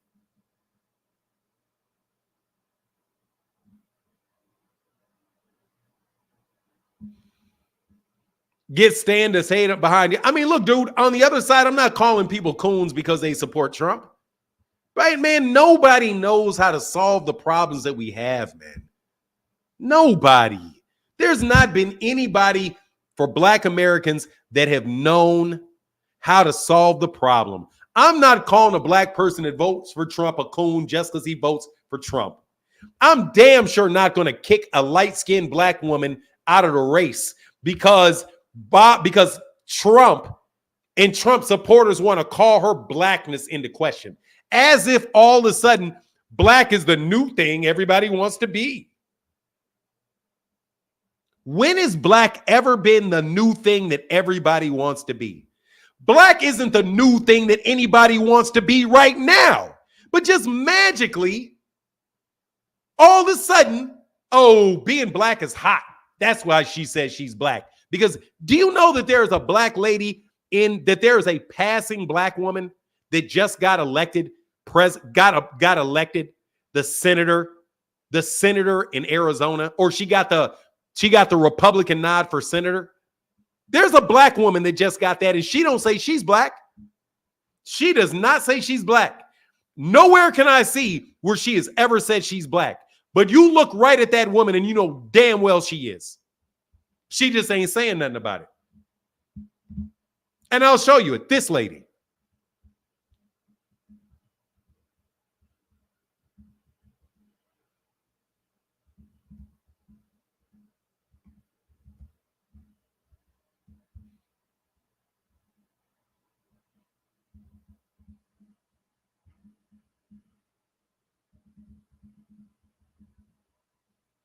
What is her name, man? Then I got to get back to boxing. Somebody click this link so I can talk boxing, please.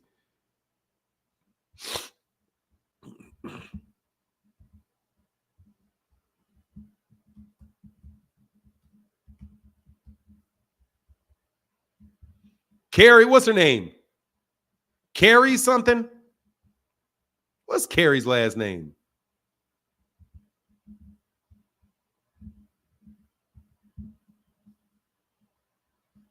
Carrie Lakes. It's Carrie Lakes. This lady. This lady flat passing, bro. Flat out passing. And you're telling me Kamala wouldn't do, if Kamala wanted to do it, why wouldn't Kamala just do what she's doing? What this lady's doing? Look at this lady.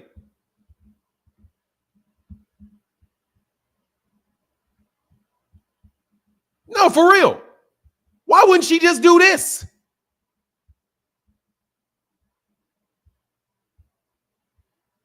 Why wouldn't she just do this? Why wouldn't she just do what this lady's doing? This lady is definitely Negro. That is a black lady right there, for sure. She don't say she's Indian. She doesn't give anybody any dip, any pushback to what her lineage is. That chick right there is Negro, like a fucking champ. But she took back to show it because both of her parents look more white than she does. But her genetics kick back. So she got a bunch of color and she got curly ass hair that she has to cut down that low so she does not look like a straight up black woman. Why would Kamala Harris not just do what she did? Why would Kamala Harris just not do what she did? Light skin and mixed race are the same thing. If they're the same thing, stupid. Fuck out of here, bro. I know black people. Fuck out of here. Anyway, somebody talk boxing with me. I'm done with this, bro. I'm not talking to y'all about this no more. Hell yeah, she likes black men. Fucking tripping. Hell yeah, she likes black men. And her sister too. Her and her sister are both boning up on white men, black men. A bunch. As a matter of fact, she probably has more black men than she had white men. Like you talking about? Of course.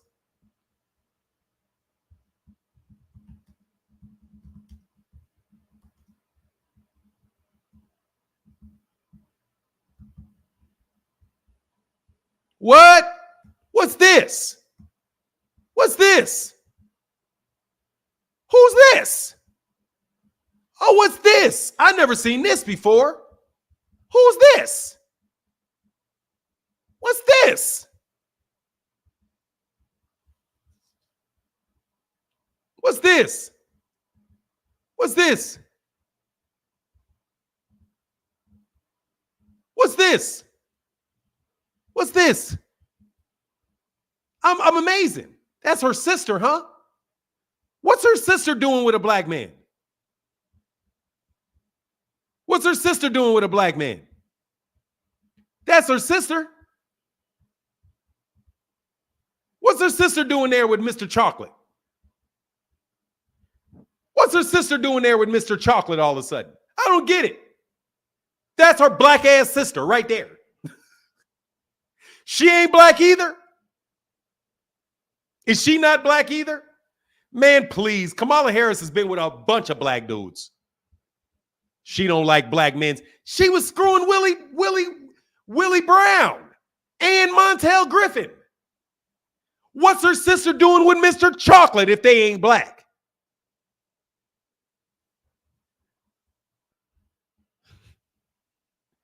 She looks Indian to you? All right, bro. Whatever. Hell yeah, she fine as hell. Hey, no joke. Kamala's sister look good. She does. A very beautiful woman. Yeah, she does. But dude, whatever, man. I ain't trying to hear that shit. Ain't nobody trying to hear that dumb shit. Y'all know damn well that woman black. Y'all just don't like that shit. You just don't like her. Hell yeah, she out there piping Willie Brown, bro. Her name is Kamala Harris, too. That's one of the blackest names in America.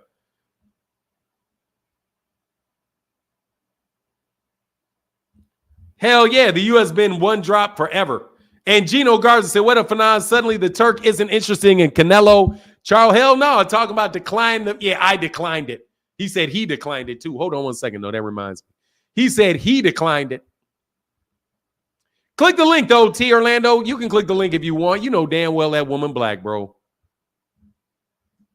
She's a black politician, or I'm calling that's savage. Now I can't argue with that, even though all those female lawyers are. All them female lawyers are. Hey, holler at your Ralph Chestnut. She said she black too. You gonna go because she said she's black too.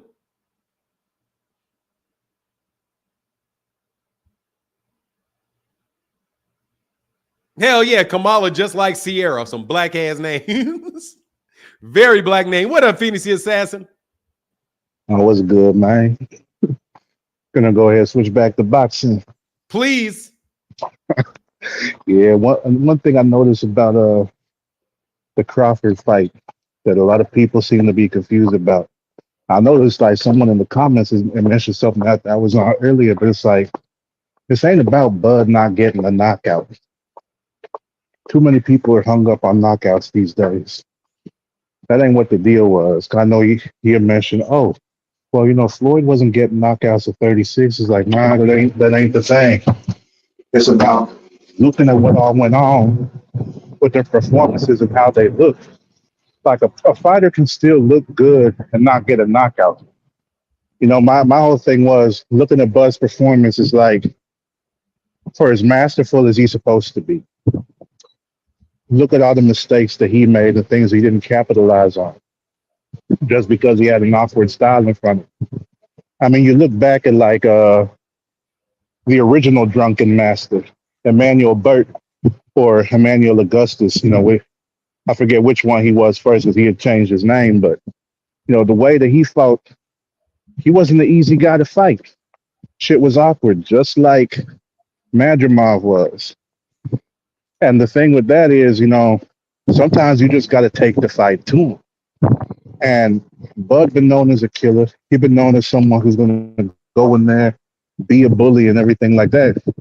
But like with all the feints and everything, his lack of head movement, you know, he didn't really look as fleet-footed as he normally did. His hand was still fast, but he was missing a lot of shots. And it's just like, man, like I was saying, you know, when have we ever seen guys like, you know, Floyd or Andre Ward in a situation where their opponent lands a higher percentage of the shots than they do?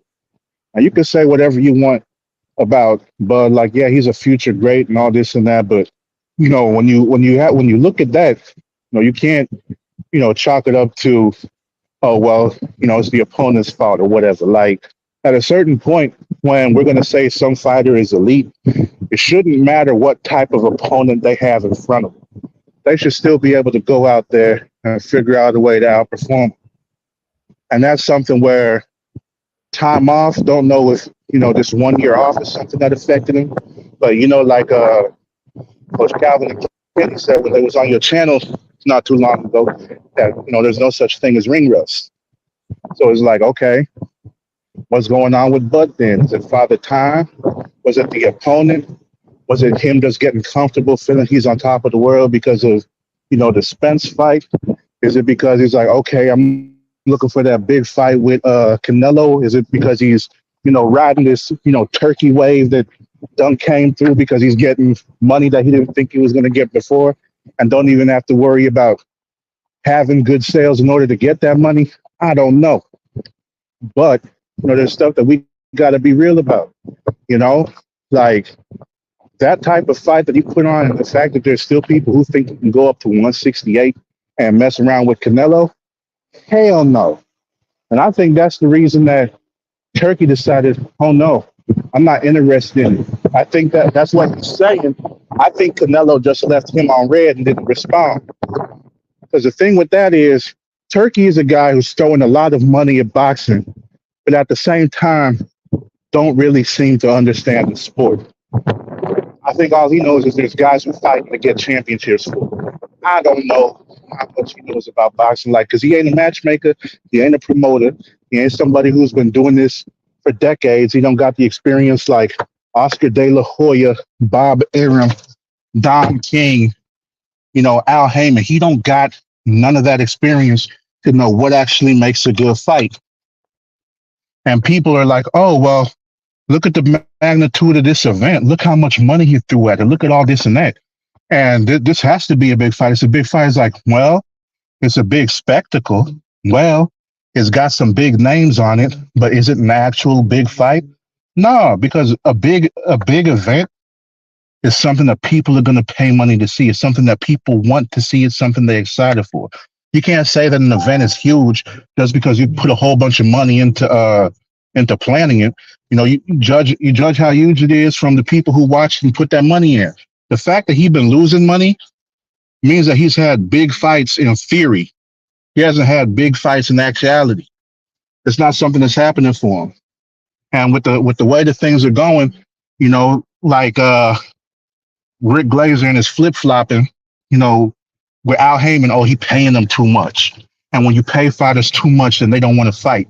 And it's like, well, that's the truth to a certain extent, depending on what type of fighter you got right there doing the thing. Because if it's the fighters that just care about money, yeah, you'll see them, you know, get that big fight and they're going to take a long time off. But then it also makes it harder for them to work with other promoters. Because let's say you get to a point where Turkey finally decides for himself, okay, I want to start making a profit. And he's realizing this profit ain't coming. He's going to have to start cutting back on all these promises about guarantees he's making. And all these fighters who thought they was going to, you know, get that handout ain't going to get it. And then they're going to be wondering why they can't get that type of money from other promoters. And it's going to be like, well, you know, this promoter over here got a budget. This promoter is only going to pay you, you know, what you actually sell.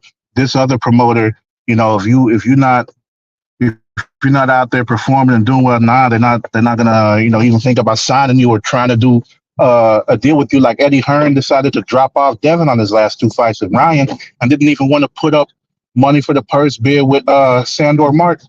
So, you know, you end up in that situation and all these fighters gonna be unhappy that they're not getting paid and all this and that without realizing that to a certain extent they gotta have their own personality and go out there and make things happen for themselves.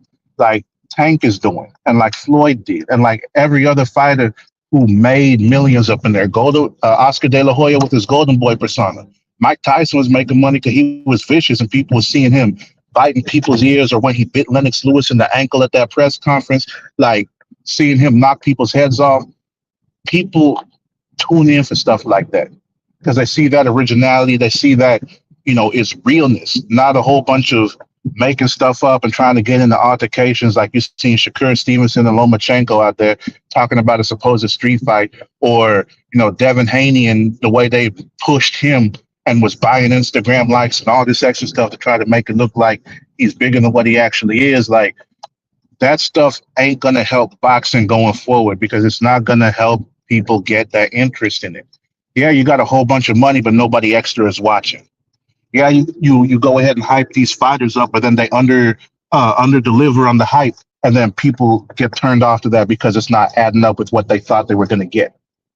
So, you know, if Turkey gonna come in, those are some things that he needs to understand and fall in line, basically, instead of trying to, you know, get everybody to cater to him. You know, giving him all these awards and like damn, how, like the fact that this dude done lost money on every card he put on, and then they put him in the Hall of Fame, the Nevada Boxing Hall of Fame. Like, come on now, and the WBC honor him with a belt. Come on, like this is stuff that people want to talk about. You know, Floyd ruined boxing with his undefeated stuff. Nah, this stuff will do more to ruin boxing than that, because it's going to get people.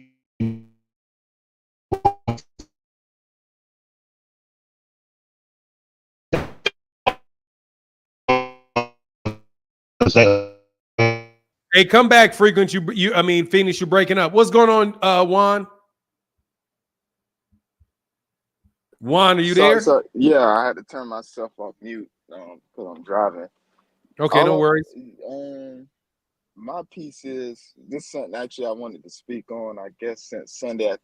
What I learned that no one knows what they're talking about when it comes to this boxing. Even like the last caller and people trying to switch the narrative when it comes to Terence performance. All the professionals, Shakur, like all these the top-notch people, oh, this ain't gonna go past 4 rounds. Like this gonna be everyone was talking cash shit. I'm sorry for cursing.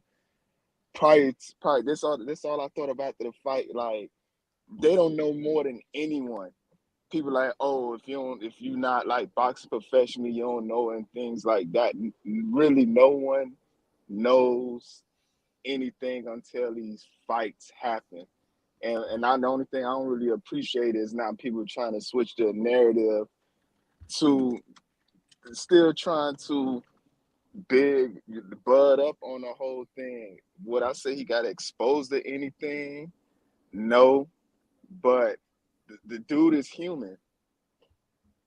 So that's all. I ain't really have much to say. I just wanted to put that in the ethos and perspectives, because people like to talk down on fight predictions, or when like Shakur, all they come for YouTubers, as they say, and all these things, and people hating, but no one had it right. No one predicted that fight was gonna go the way it had. Now, don't try to switch the narrative. I give it to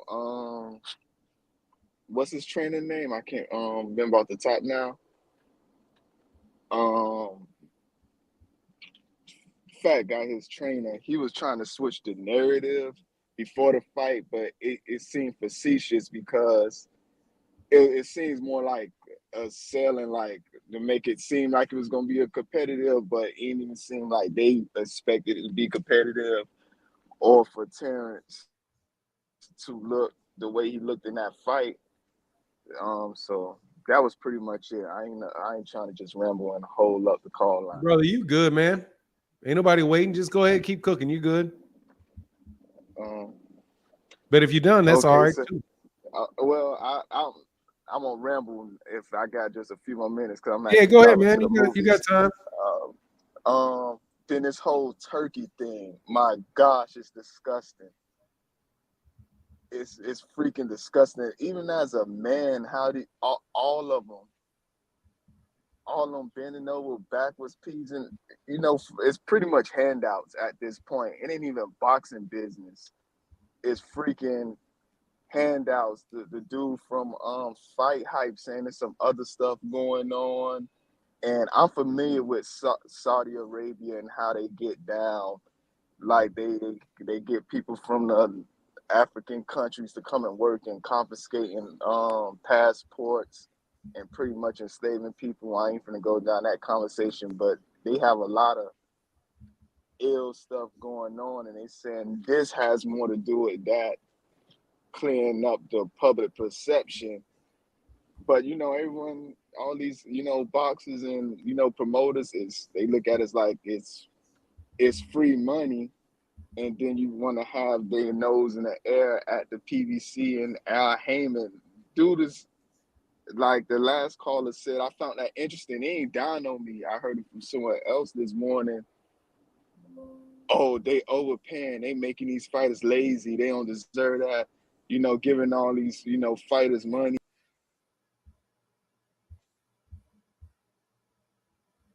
You dropped out. Turning no profit. Oh, I'm sorry. I'll repeat the last thing. It's like all the narratives that they was talking about the PBC. Oh, Al Heyman, they paying these fighters too much. Oh, they ain't turning no profit. They're gonna be out of business in a few years. That's literally everything that Turkey doing. But the narrative is changing again. I just think they really don't like a black man like doing high level. All right, you out of here, man. You keep breaking up, bro. You like disappearing on me, bro.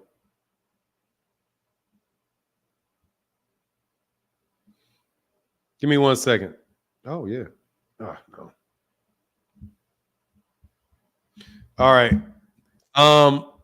Juan, I think that's about it, bro. You keep blanking out. All right, no problem. All right, bro. So I'll get I'm back gonna with just you. get off because I'm driving. Okay. All right, man. I'll get back. Peace. Yeah, that kind of broke up a little bit, man. I remember when you had to knock a champ out in order to take his belt. I guess those days are gone. It's all about the name and a little bit of demonstration. Nah, I don't think you have to knock out. I don't think it's ever been you had to knock out a fighter to win. He's not done it, bro. Why are you such a hater, freaking Flyer? He's doing what Al tried to do. Yeah, because all y'all didn't want it when Al tried to do it. Yeah, of course he couldn't do it. When you guys sue him and you don't want him to do it, it's a bad thing when Al did it. It's a good thing now because it's not Al. Come on, man. Y'all know what the deal is, man. But that's all right. I know y'all.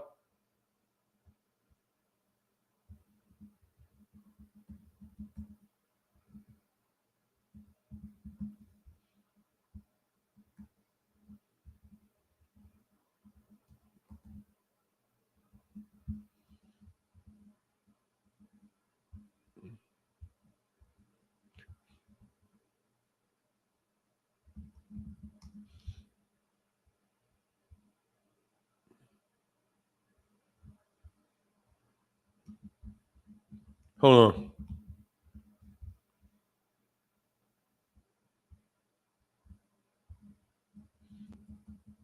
Hold on 1 second.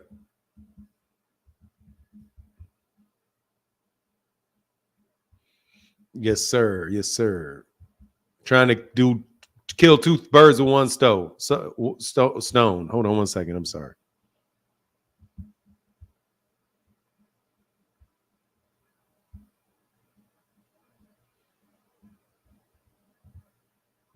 All right. Al tried to, but got blocked by other promoters. His Excellency is getting it done. Frequent flyer, man. Seriously, bro. Can you not try to be annoying, man? Actually, I just have to not read you. So do all think Turkey approaching boxing with the Saudi I run everything mentality and blocking fights? I'm telling you, man, that could very well lead to a lot of block fights. It could, or it could lead to a lot of fights getting made. We'll see what happens. Yeah, he's on a long hustle. He's not going anywhere. That probably is true. Over a couple of years, it'll break. Yeah, pretty much. That's what I think it is. I agree with Fahim. Here's the link, though, man. Anybody want to chop it up about boxing, come talk with something other than this Turkey Al-Sheikh stuff. I'm getting a little tired of the conversation, honestly. Can you tell me who's left to fight for Tank to fight half of boxing? Cash Pacino.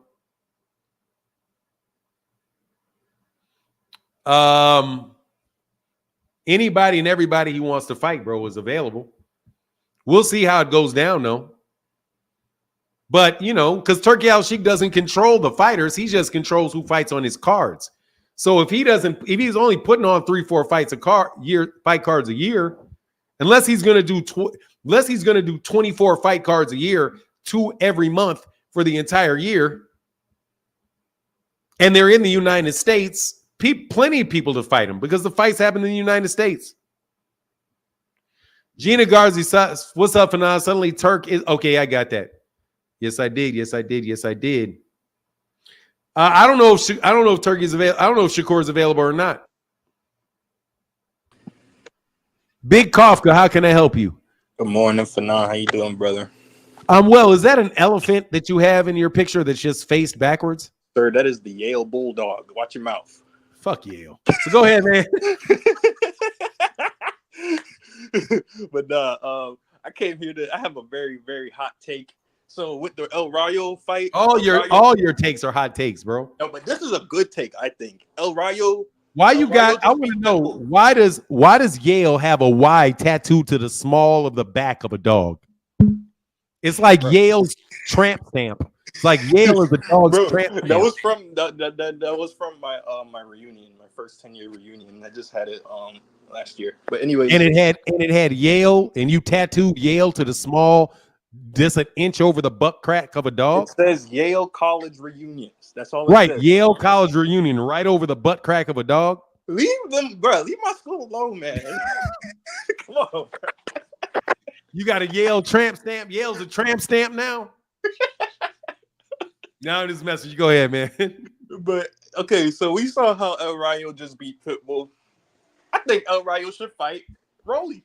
I feel like Rolly. I think El Rayo should fight Rolly. El Rayo should fight Tank. Nah, Tank. He's too big for Tank. He fought at 135. He got knocked out at 135 before. He did, but he's like 6'1", ain't he? He's like my height. Nah, he's not that tall. That man seemed tall as hell. That Pitbull's like 5'2". But I feel like El Rayo and Rolly. He's like 5'8", bro. He's like 5'8". Most biggest he is 5'8". I feel like Rolly can get his get back on Rayo. That's all I gotta say. Rolly can beat that man.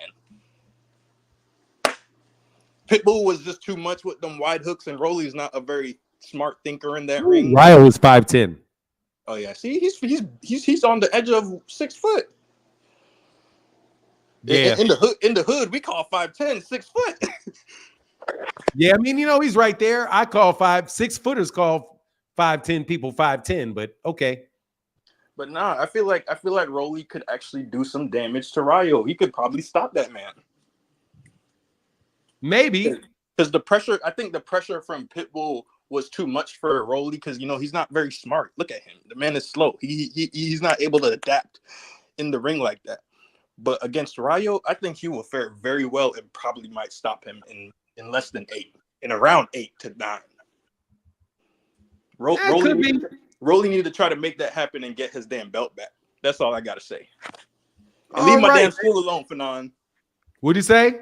I said, leave my school alone, man. We do big things. And look, I'm just envious that I didn't focus well enough and all of that stuff to be able to get into a fine institution like Yale. Well, so you were clearly doing your thing as a young man. Well, in middle school, I had a girlfriend, right, who I'm actually still with now. Like, we broke up for like years. But me and her, we actually got into a magnet high school together. And then we was just studying throughout high school. And eventually, like, we both got accepted to Yale. And during our time there, we separated and stuff. I had a baby. But recently, we got back together. Like, I've probably been with that girl since I was like, I want to say around 13. So when did you start liking white girls?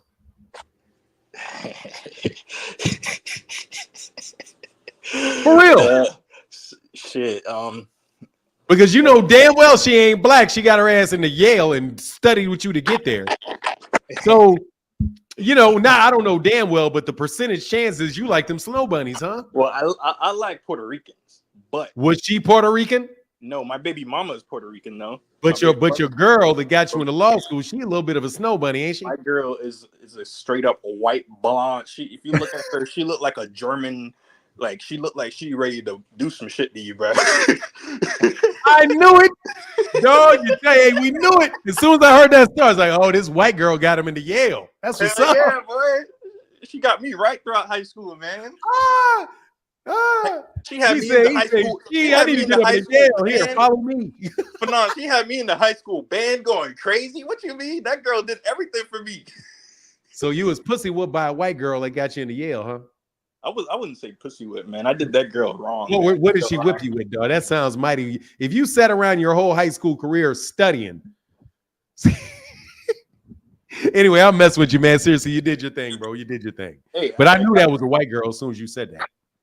I got a decent. I was actually trying to that you said your friend works in insurance. I work for Insurance Office of America and Legal, and I actually got a lot of insurance connections over here in Florida, man. I could do wonders. Oh yeah, hit him up. He's there. Yeah. But anyway, I'm messing with you. Don't be ashamed, bro. It's all right. No, I'm never, man. I love my school. Hell yeah, love your school, love your girl, love your snow bunny, love all that. Life's good, bro. And don't worry. What is your birth certificate? What does your birth certificate say? It better not say Jamaican. It is Jamaica. I was born in Jamaica. I moved here when I was 8 years old. What does it say on your birth certificate? Does it say Jamaican? Are you going to put Jamaican on your I have a Jamaican birth certificate. I have a Jamaican passport. But once I turned 17, my dad became a citizen, so I automatically became a citizen. Does it say black on your birth certificate in Jamaica? Yes, sir. What does it say on your? You don't have a. Yeah, what does it say on your kid's birth certificate? Did you put Jamaican? No, she's American. She was born here. No, I'm talking about you. When you put on your daughter's birth certificate, you're on the birth certificate, right? Yeah. What does it say you are on that one?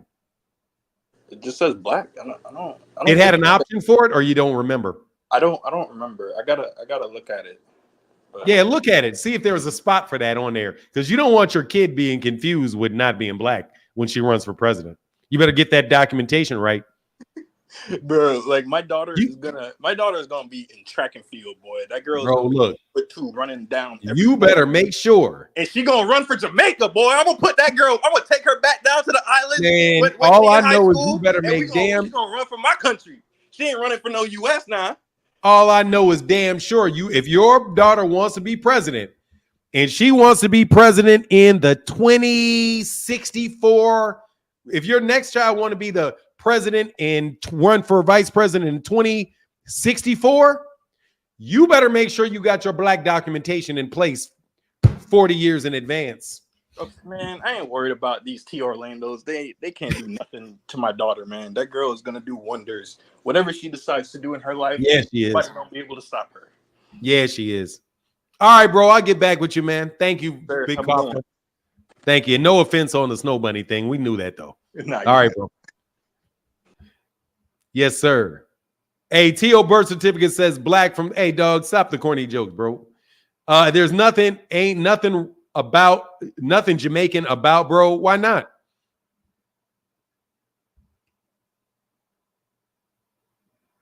Oh, Thomas Kelly. Yeah. We do that. T. Orlando definitely catching strays. Because T. Orlando be starting that dumb shit. T. Orlando was the pro of the dumb shit. But I like T. Orlando. I didn't kick him out. T. Orlando, I didn't even put him out over here. I thought you said you were born in Jamaica, Franz Kafka. That's what you said. You said you were born in Jamaica. For now, I'm an alpha. You know that, but I love them snow bunnies. Hell yeah, ain't nothing wrong with a snow bunny. Shit. Oh, let me tell you something, dog. I just happen to have been schooled by women that look like snow bunnies. So I know how to, so I'm cool. I don't need that. I don't need a snow bunny, man. If anything the snow bunny brings, I can find in a black girl. You know what I mean?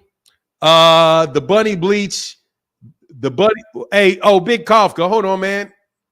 Big Kafka, how can I help you before I get out of here? Hey, congratulations on your snow bunny, Bakes the boxing fan. What's going on, Big Kafka? Big Kafka, what's up? I can't hear you. I cannot hear you. Oh, can you hear me now? Now I can hear you, sir. Okay. Which man talk about me not Jamaican? Who say me not Jamaican? Me chat patois, me chat everything me want chat. Watch them out, boy. Me I come down there and me I go mash up your face, your bumble clock. I'm done for now. That man tried my life. Talk about I wasn't Jamaican. Hey, man, because, hey, hold on, man. I have something I could test you on, man. We got to know whether you know what they're saying. I was born in Lime Hall, Jamaica, St. Anne's Bay Hospital, nigga. I had every fact. I don't know what that man talking about. All right, hold on. I'm going to come from the island, brethren. Hold on, let me test your. Me don't know what are you to chat about. Him no know. Me no even chat fake American patois. Me chat real patois because me come from Jamaica. Bumble clot. Hold on, man. All right.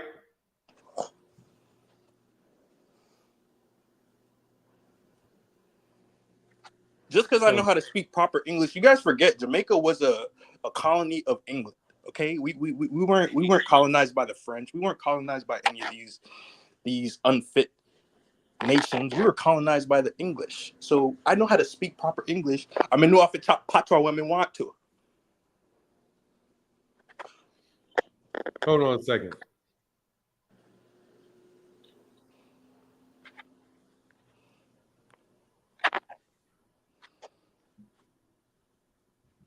Hold on a second. I'll see if I can pull this up so you can tell me whether or not you can tell me what this is.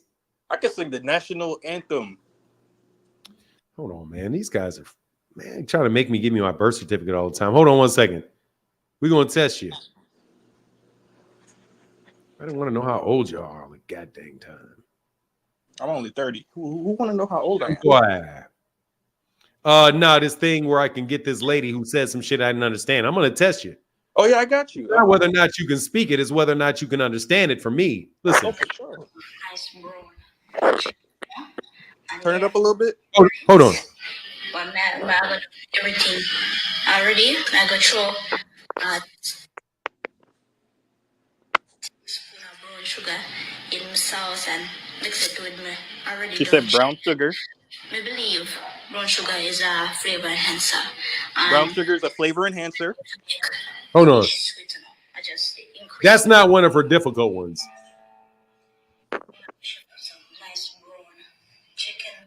Nah, she got, hold on a second. She got some more difficult ones than that. But I'll get one next time, man. Now you gotta realize my my uncle and my dad, they're from the country in Jamaica. They're one of those people that when they talk, you don't know a fucking word they're saying. And they've been in the US for decades now. Decades, at least 30 years. And you can't pick out a word that they're saying because they're from the fucking that's just how some people are in Jamaica. When you're from like we call that bush. When you come from bush, you talk like idiot. Yes, sir. All right, man. But I got to get out of here, man. I got to move on with my day, brother. Thank you so much for coming on. Yes, sir. We'll be back because that man Big tried to be Papa. talking about I ain't Jamaican. That. Hey, man, they don't know, man. Who cares? I know I ain't Jamaican, but I appreciate you, brother. Thank you, Big Kafka. Yes, sir. All right, bro. Get back. Yeah, man. Anyway, man, ain't nothing wrong. If I make fun of you for a snow bunny, bro, I ain't got no problem with y'all being with snow bunnies. That's y'all business. I got one bunny. It's called my wife. So whatever. And she's kind of snowish.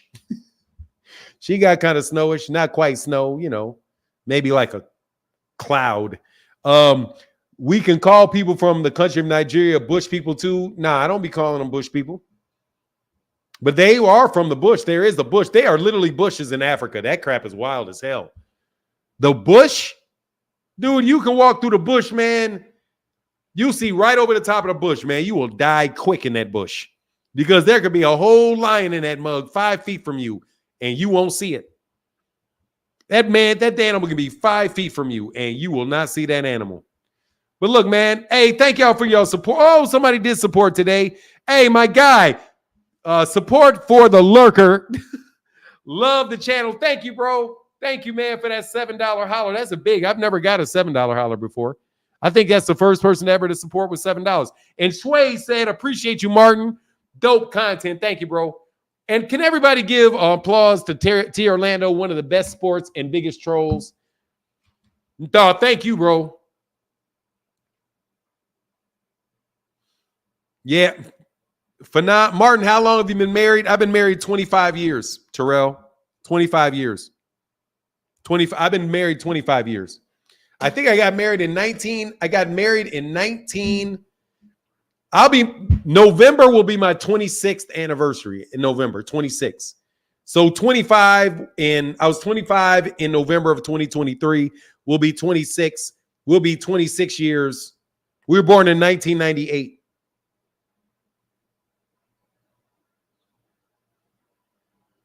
Thank you, Thomas Hill. 25 more?